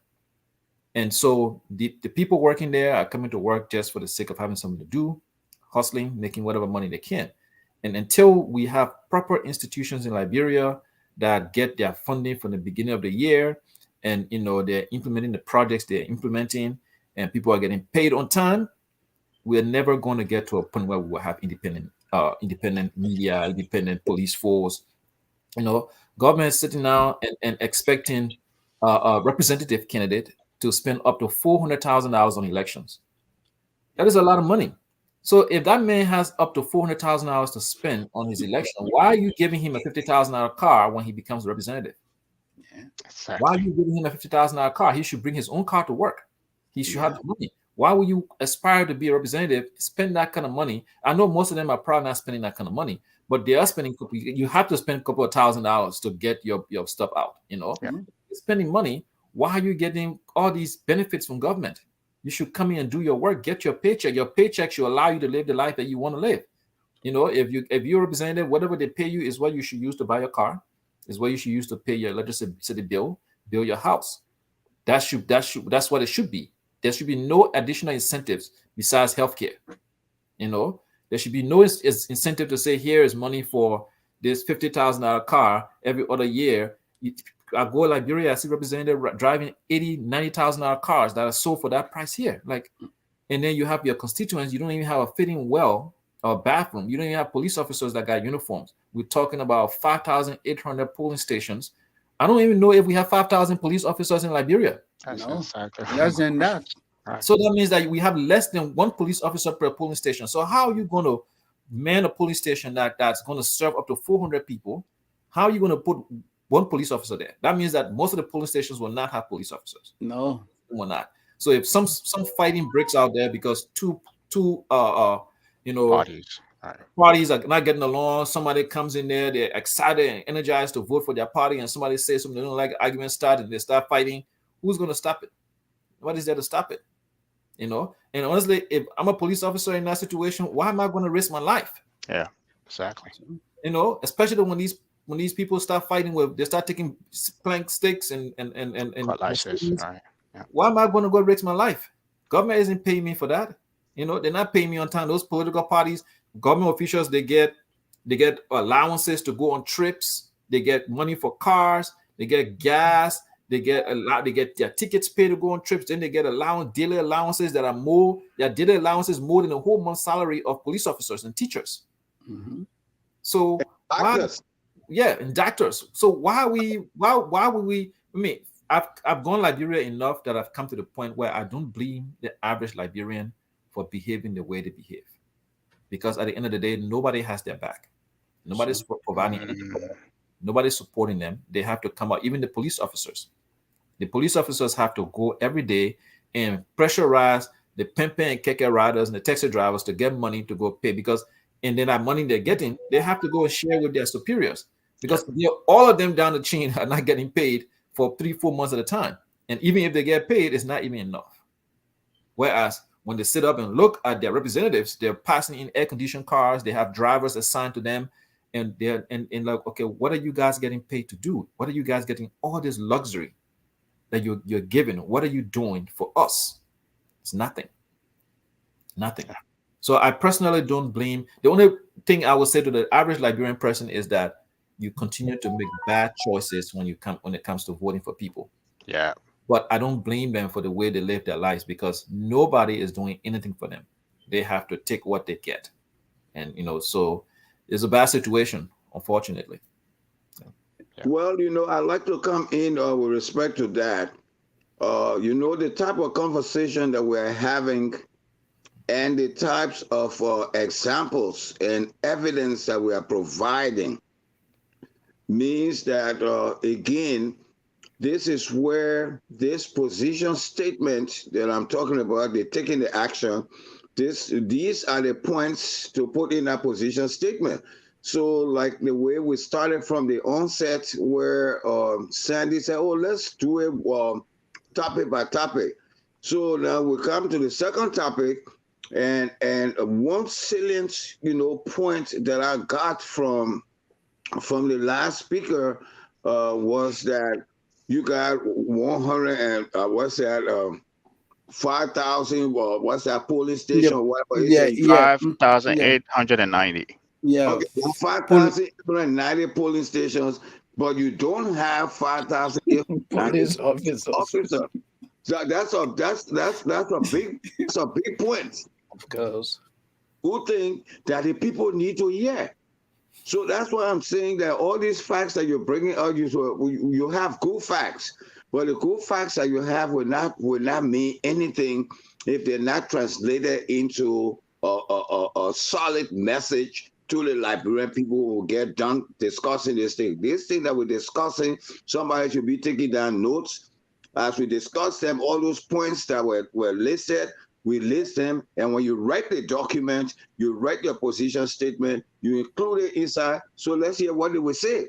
Yeah. Like the politicians and all of that, that will give them some talking points as well, because some of them don't have talking points, But again, as we're talking these things, you talk about the police, we got the facts, let's put them together. That's one, that's that all those facts, we put them together. The one with NEC, we put them together. Now we can move to the next stage, because it seems like we are all on the same page and each person is coming in with facts.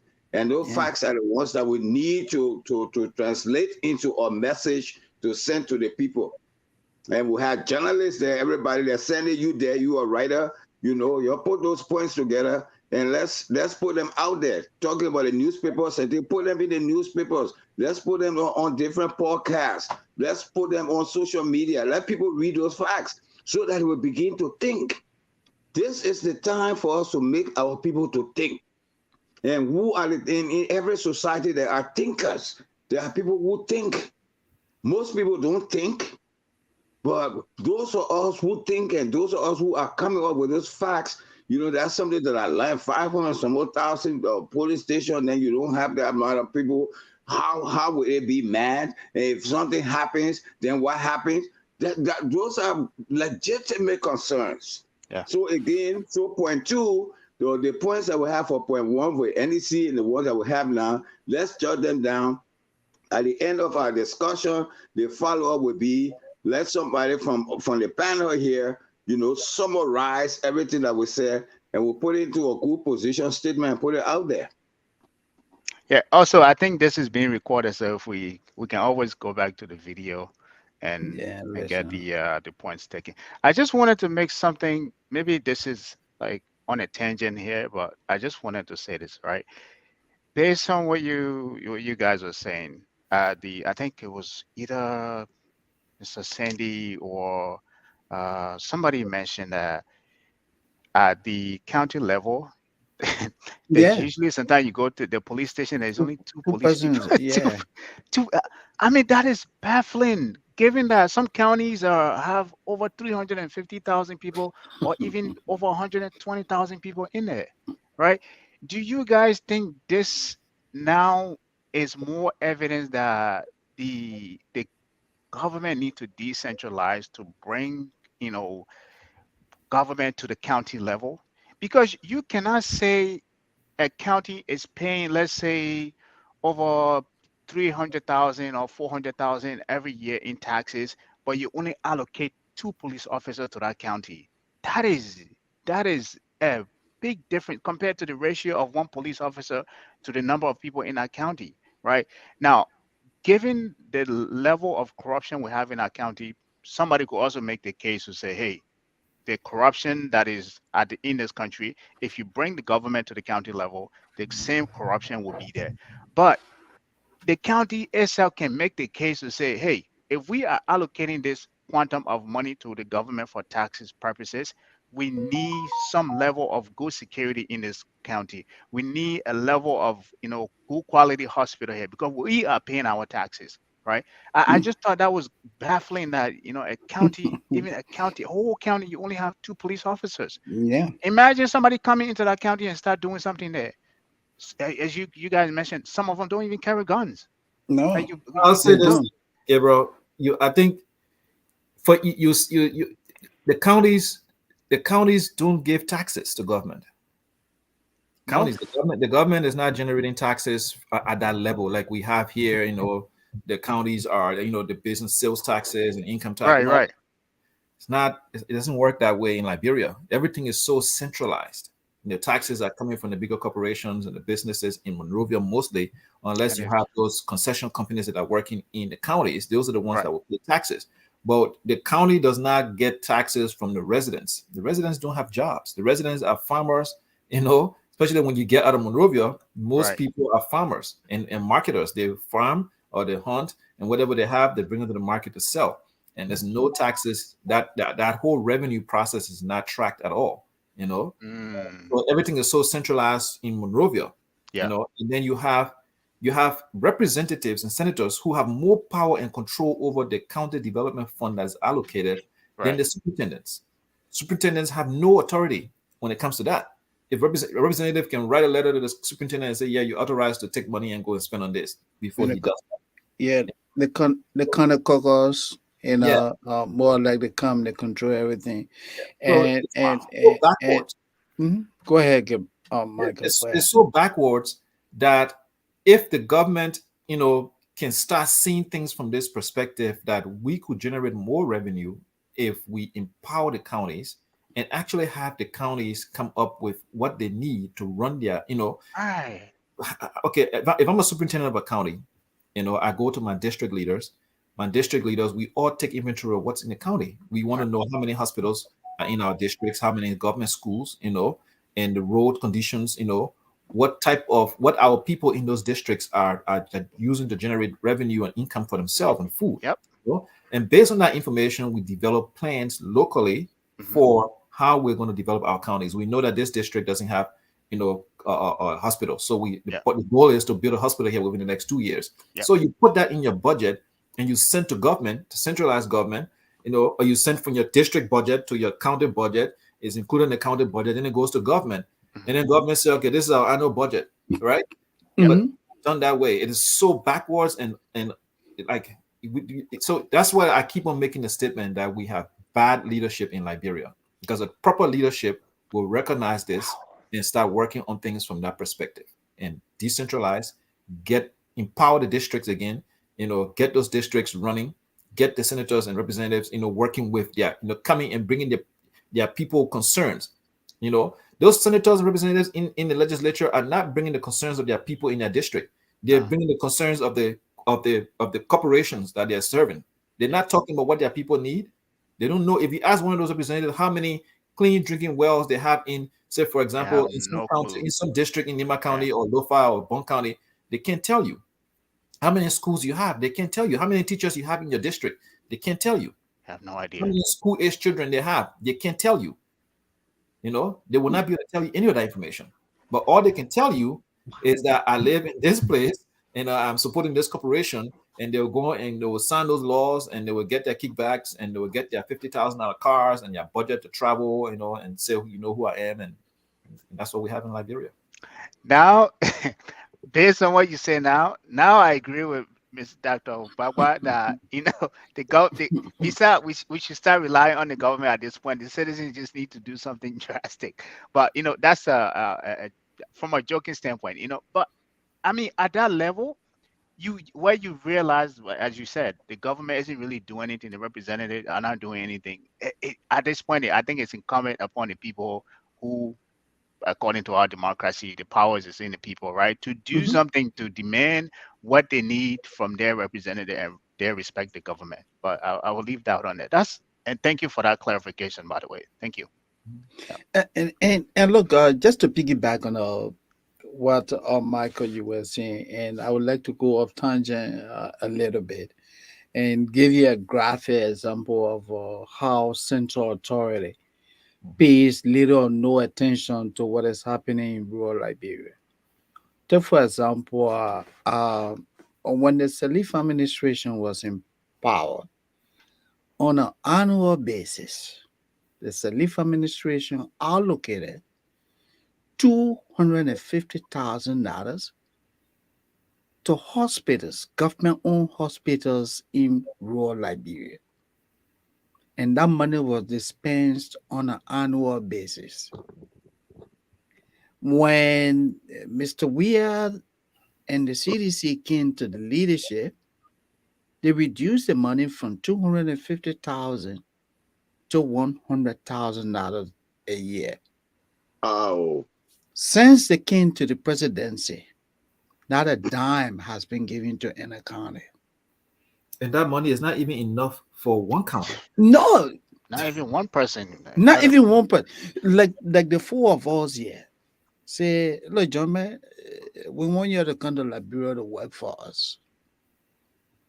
$200,000 will be inadequate to pay the four of us on an annual basis.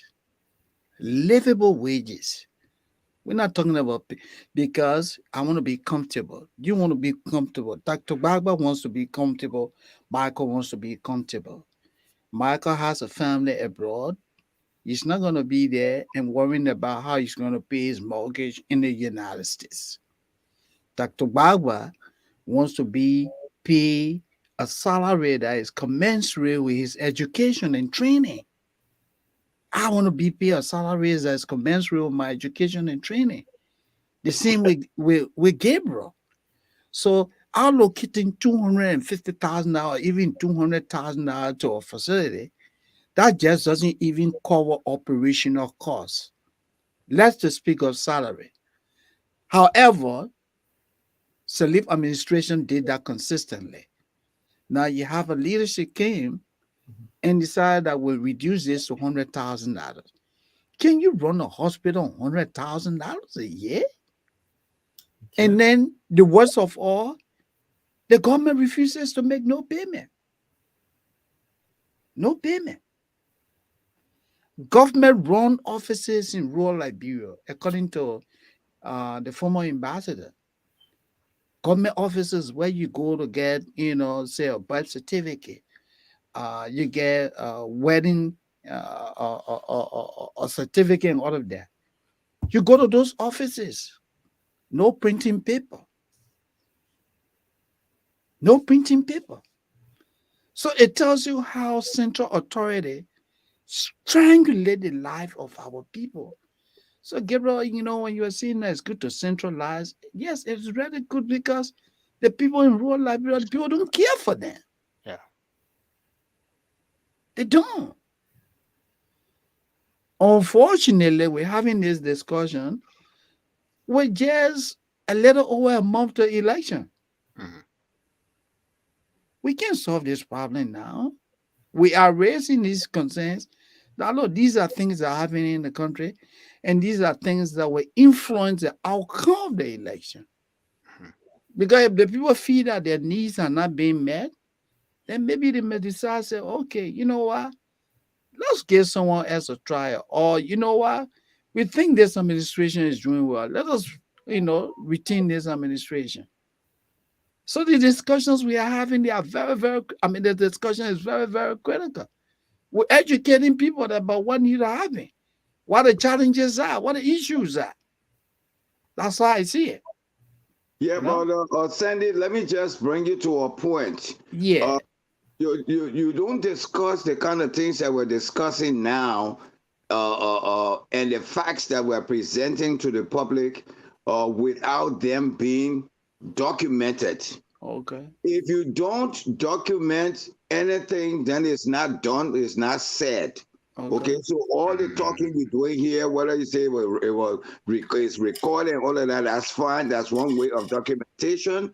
But the other way that would be more effective is that what we have just said here, that it be written. Mm-hmm. It must be written and submitted. Whether or not we're going to change the world or we're not changing the world, what we say here must be documented. That's the type of person I am. I For, absolutely agree with you on that. yeah, I for the agree. past for the 9 years, that's what I've been doing. I've been documenting the cultural development of the Liberian people and Liberian society, so Okay. that when I'm asked what did you write about this thing when Toba launched the fund drive for the liberation of Southern Africa. I Yep. can tell you, see, I did chains of apartheid, blah blah blah. Documentation is important. That's what most of us Liberians don't do. We, the Mm, educated people, we fall short of documenting things. All these things that we just said here now, put it's it to paper. important for us to Right. document it. Let the people read it tomorrow. Mhm. They need to read it. You press, you man, you this and that. Let's write it and put it in the press. Yeah. The other thing is that as a national playwright, and I like to urge all of you to understand that don't you ever go on public forum to talk things, or present facts and information about your country without being prepared to stamp on what you say. Mm. And that's one of the things that make it that we're going in circle. Mhm. We are standing here, we're talking these things because we have facts. So we should stand to our facts and document it and send it to the people who are also part of the decision-making process for them Yeah. to read it. So we can go forward from there. If we don't do that, all the talk that we're talking for the past two hours or whatever is just nothing but just fitiya. Liberian. You're right. Yeah. No, I absolutely agree with you on that. I believe in documentation. I and the reason I would just say this quickly and I'll land, right? The reason how I know that you really know the history of Liberia, maybe you read up on it because I've just started catching up on the history of Liberia, and it's dirty, it's ugly, it'll make you scratch your head. But what it also does, it'll make you understand exactly what is happening in present day. And you made some great references in terms of the Tauber when he was supporting the liberation of the South African. He created the Liberian, they called it the Liberian Fund to help them. I think he gave them 600,000 at the time. Mhm. So yeah, yeah. So but I believe in documentation. Had those things not been documented, I wouldn't have known about them. I wouldn't be reading about them. So I absolutely agree with you that what we say here, if there is a need, um, somebody should put it to paper, write an article, and put it out, or send it to the right people that needs to be hearing this. At least when they come back to it, they say, hey, these group of people or these guys said something about that, and this and this and that is what they said. So I absolutely agree with you on that. Yeah, and then the other observation also, Michael and the other fellow, what's your name? Gabriel. Gabriel, yeah. Yeah. Michael and Gabriel, don't you see that we are supposed to be guests on this show, but if the host who is hosting us has disappeared? You Well, see I, that? I am a co-host on the He's show. a So co-host. Michael's a Oh, co-host. you Right. co-host. Okay, Right. fine, Yeah. very Yeah. good. Because I was invited by Alfonso. Yeah. yeah. Well, we're going into the discussion. We're talking some very important things, but the person that invited me to the show is not on. Yeah. I And think he Yeah, always have a network problem. Sometimes I think he's in Liberia, but he's not in Liberia. yeah. His computer is giving problem. He couldn't Yeah. hear. He couldn't Yeah. hear some of this. In order to moderate, he Yeah. had to moderate the conversation. He can't okay, hear. so So he was trying to get out. Like in, you taking down the notes, Michael? yeah. And Well, it's recorded, so we'll go back from where he left off and take the notes down. Yeah. okay, fine. And not only that, but I'll be looking forward to reading a summary of what we discussed. That because that's very important. That's the kind of person I am. If you Yeah. want to deal with me, you want me to participate in anything that has to do with civic education, when we provide those facts must be documented and presented to the people Yeah. so they can read it. So So that that's because great. It leads right I'm into our I'm next on, topic. Prof. I am on. I was in the background just okay. to preserve, but I was on and I was hearing you, and I totally agree. It should be documented. I will help in that process. We already do Yeah, have please. something written on paper, so basically, where you are as saying, will be added to that. And we can take that on. We'll circle back to you. Let everybody look at what it is, and And yeah, then any goals, we docu and then sign we can it. go move on from You there. docu sign it when you Mike, do you it. were Everybody reads it. yeah. We docu sign it, and you send it all over the place. Let the people read it. Let them know that concerned citizens, people are concerned. That's the responsibility of the educated people. That's where we Okay. failed our So people in the past. definitely. See? We failed our people. That's why they say, "Oh, boat not important." Yes, book is important. That's what we're going through now. But if you're a book man and you know the book and the people looking up to you, when you say something, you must document it and let it be part of history. Let it be part of the record. That's how you make changes in society. You don't just talk and leave it like that and leave people hanging. People are listening to us now. What we say now, tomorrow or day after tomorrow, we must say, oh, on September 10th, we spoke on election link or whatever you call your show, and that so and so persons were panelists, and we discussed this and that. We came to this conclusion. And this conclusion is herefore being presented to you for your review and for action. Let it be there, because that same document will be used in the court. When they go in the court, when they start doing the yaba yaba, they will ask, did some Liberians raise concerns about these things before you had the election? Then they say yes. They say, well, when they did that, did they present a document to you regarding that? Yes.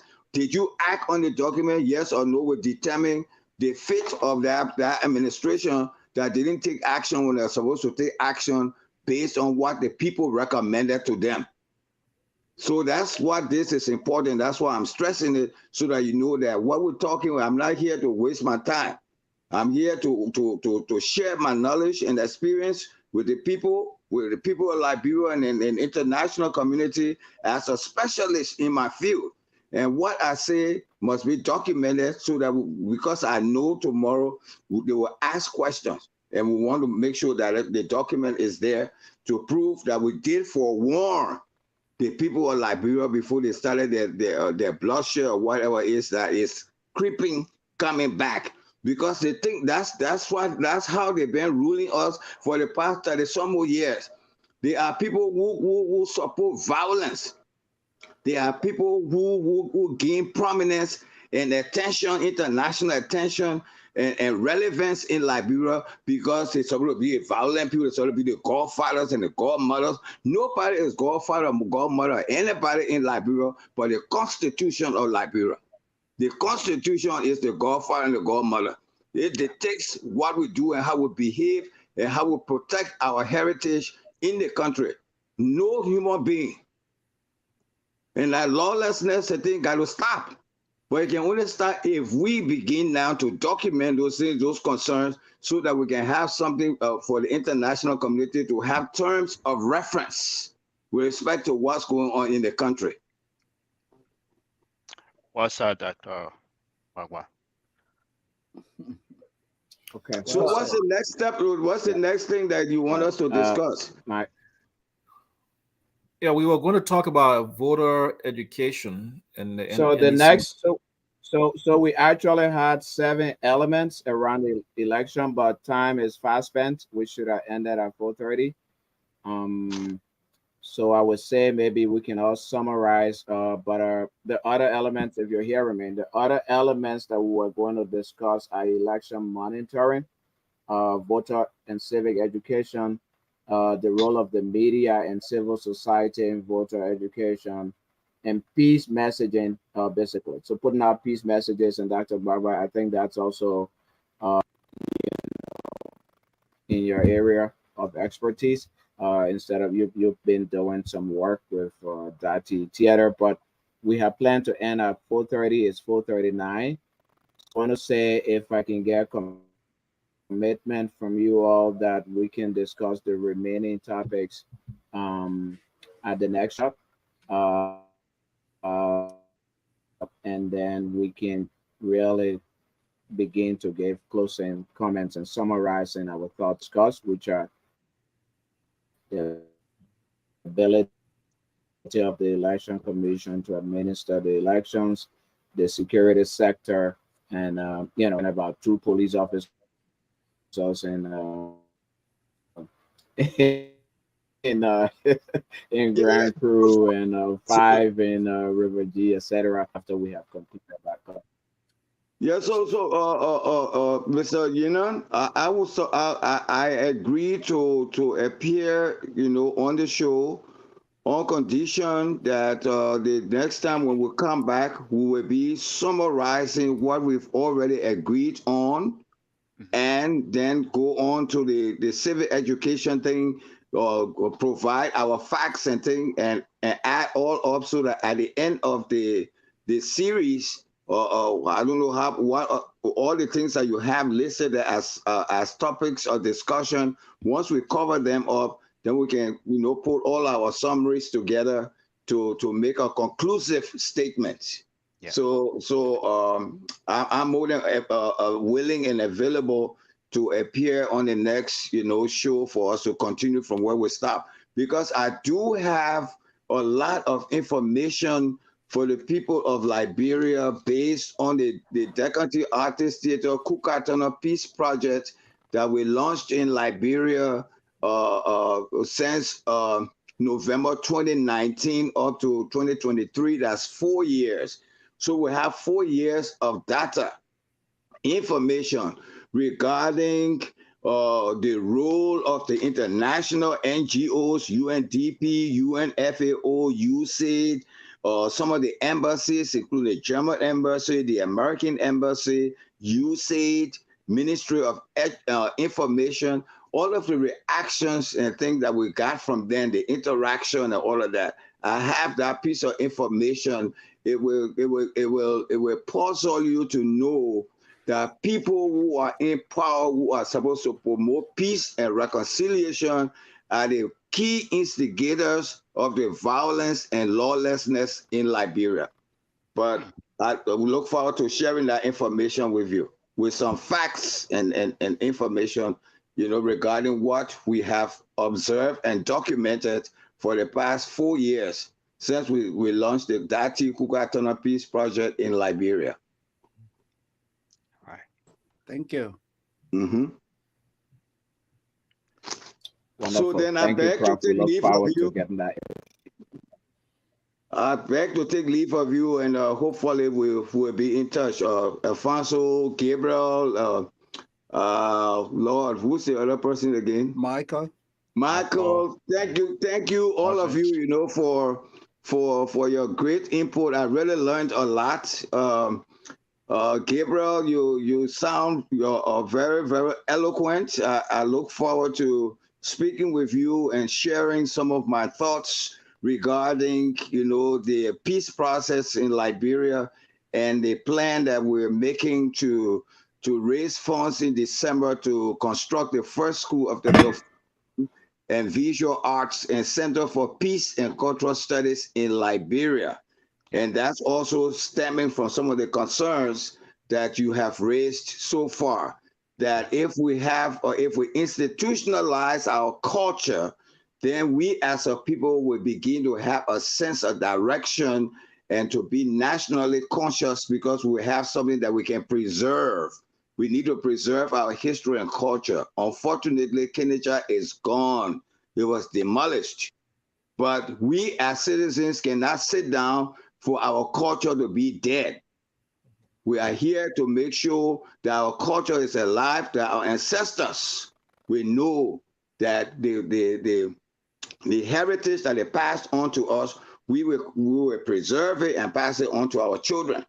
That's our responsibility. So I'll be able to share some of those information with you as well. Thank you, Dr. Baba, and it was a pleasure Thank you listening very to all much, of you. Yeah. Professor Baba, for joining us. We look forward. Yeah. Okay, guys. Thank Seeing you. you on And Sunday, peace out. and in subsequent Yeah, programming. off But thank you camera. Why can't you? for your support. Yeah. Yes, sir. All right. Bye bye. So guys, let's go around the room and conclude. All right. I guess I can I can go first. Again, thank you guys for having me here.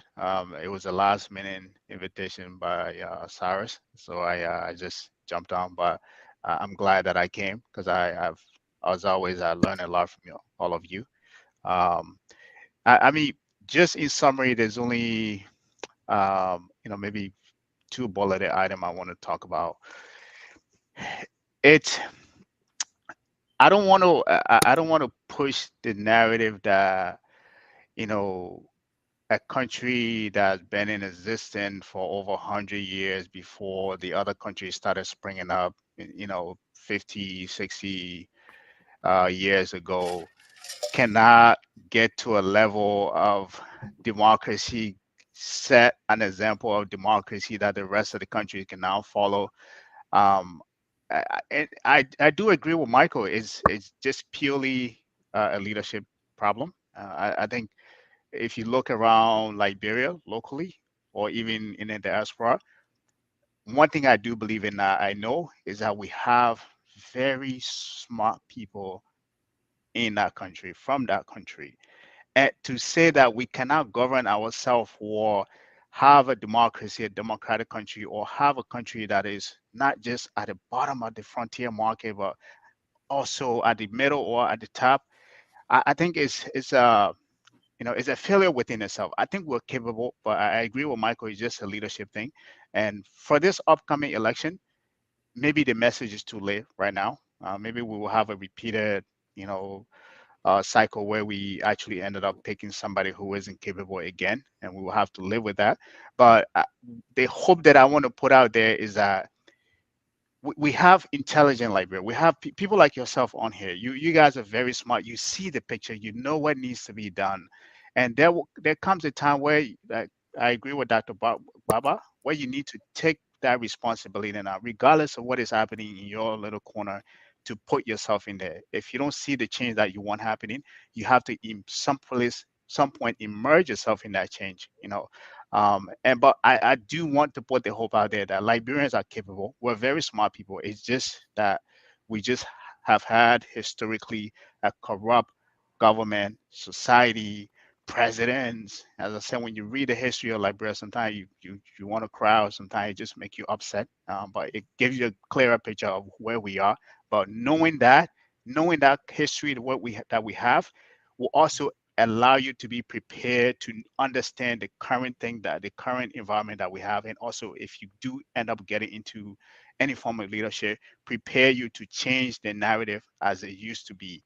So that's the message I want to put out there. But again, thank you guys for having me here. I think this was one of the best conversation we've had on this show. So I really enjoyed it. Thank you. Thank you, Gabriel. Well, if I could just come in on that, Thank you, Gabe. yeah, I would like to say thanks to every one of you, Gabriel, Michael, Alfonso, and Dr. Bagua who left. Um, this discussion is very meaningful. I think we were able to touch most of the core issues in the country and what need to be done in addressing those problems. My final message would be to two institutions. This is a message that I want to really stress out. The future of Liberia hinges on the outcome of this election. So the NEC must do everything possible to prove its many detractors wrong, to ensure that this process is handled with honesty. Due diligence must be made to make sure that the people are given the opportunity to freely exercise their political franchise. This cannot be about personal ego. Oh, he's my friend. We come from the same county. This is about Liberia. Liberia went through 14 years of civil war. Liberia cannot afford to return to another era of crisis. And I can tell you, gentlemen, if this election is not handled well, the outcome for peace and stability in Liberia will be slim. You can see that the people are determined to make sure that this process is executed fairly. And our political leaders must make sure, the international community must make sure, even the United States has sounded this message, that everything must be done to ensure that this process is handled with care, that will give the people what they want. The NEC should not let us down. To my colleagues who are in the media, you will do well. You will show your nationalism by doing nothing but objective reporting. I know the media, one of the greatest challenges we have in the media is extreme poverty, because there's no media market. I am told the average reporter into this Liberia earns about $25 a month. So I do understand the challenges, the financial woes people are dealing with. But this election is about Liberia. It can't be about personal ego. Do not mislead the people. Because when you do that, you are sacrificing the future of the country because of your personal ego. Do not misrepresent the truth. Write editorials that will help people understand that this election is critical and everything must be done to make sure that it is handled with care and caution. The media should not be engaging in the propagation of falsehood because somebody gave you $1 or $2. That's not nationalism. I am pleading with all of our media groups, AJA, the Association of Liberian Journalists in the Americas. You have done this all the year, and I know you have the capability of doing it. Continue to raise the red flag. The press union, I know you have your own internal strife, but we got to put Liberia first. Operators of newspapers, owners of radio stations, this is about Liberia. Our people cannot afford to go into refugee camps again. That's my advice. Thank you. Yeah, so I think the way Liberia is at right now with this election coming up in exactly a month. Today's the 10th, so the 10th of next month. We are 1 month away from a major decision. And maybe it's just me, but I feel like the people themselves, the Liberian people, are not ready or we're put in the position to make a great decision at this time, to select someone who would change the country. I think looking at the opposition parties over the last 6 years, they've done nothing to show the Liberian people that they can do better than George Weah. None of the opposition parties, or forget the parties, the candidates that are running, they themselves have done nothing in their communities. They've done nothing in Liberia to show that when they, become president, they will be the change Liberia is looking for. They've done nothing in their political parties to show their leadership. And So it's just going to be, it's like they're just waiting to be given the keys to prove what they can do. And that doesn't help the Liberian people at all. We need to see what you can do before you're put in the position. Unfortunately, it's just a similar story. So whoever wins, I hope it's in the will of the Liberian people, whether that person is good or bad, but the Liberian people should select that person. There shouldn't be a situation where that person came into position by, crookery or something like that. So if the Liberian people go to the polls and they are able to vote freely and fairly, and they do select someone who's going to come and continue to be horrible, it's fine. That's the Liberian people's decision. The most important thing is they're given the chance to do it freely, fairly, and safely. They are not, they're not hurt. They are not beaten. They are not, taken advantage of. Nothing. Let them go and make their decisions.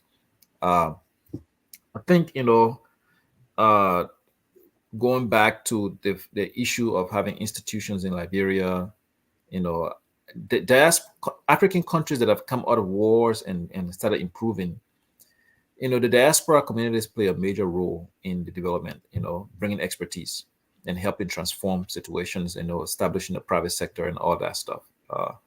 Our diaspora has failed the Liberian people. Our diaspora have not been successful in creating a private sector in Liberia.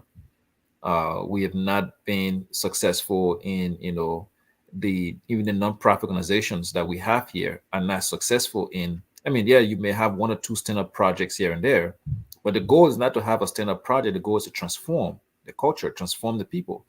And we have not been successful at doing any of that. None of our county associations, a few of them are doing stuff, but most of them are not doing a lot in their counties.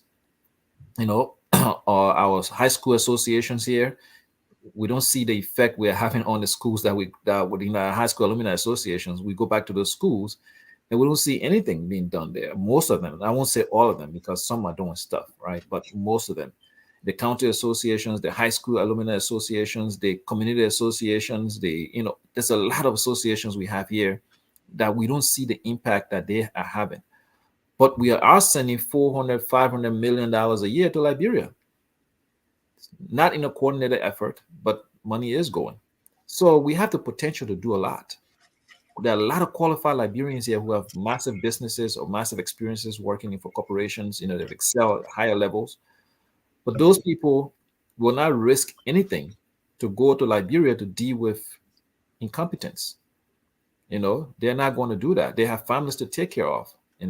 So the people who are here that have a little degree and no experience, go to school, pay that school fee, get student loan, get a master degree in political science or whatever it is, and then you work in a different field throughout when you were here, and then run to Liberia and get a deputy minister position. What are you going to do? You're not going to do nothing. And those are the people who are willing to fight for Liberia, in as incompetent as they are. They are fighting for what they want. Whereas the people who have the competence and the will to do the right thing don't have the will to fight for Liberia because their priority is their families. So I think we have a massive problem, and I do hope, at some point in time, like Dr. Baba said, the people start making a change, and that starts with all the institutions, the diaspora organizations. We have the funding, we have the experience, we have the knowledge to go and make change. And I hope that we can make those change. Even in the security sector, there are Liberians here who are police officers, who can go back there and help do something, not necessarily work for the national police, but through coordinated efforts with other Liberians that are in police officers in America here can begin to work with the police there, same with the teachers, the hospitals, a lot of stuff. So our problem is just so much, you don't even know where to begin, But I do hope and pray that Liberian people have a free and fair election and they're safe in the process, that we don't kill each other to select somebody who's not going to do nothing. Thank you.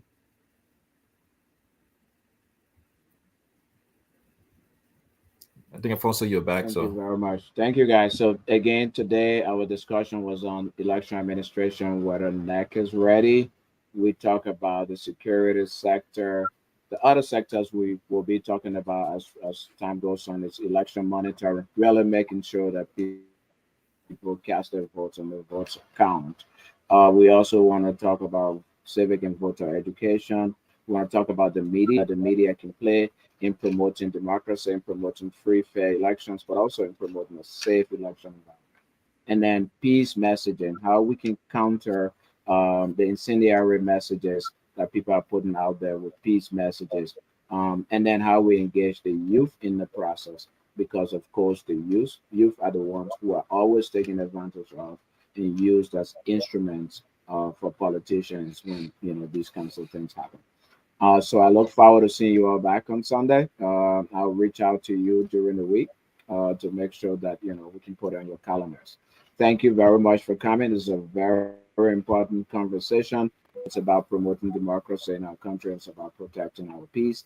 And as you all suggested, let's work together on this document that maybe we can just send out there to the key stakeholders that are involved in the process. Thank you, guys. Look forward to seeing you. Thank you too. All right.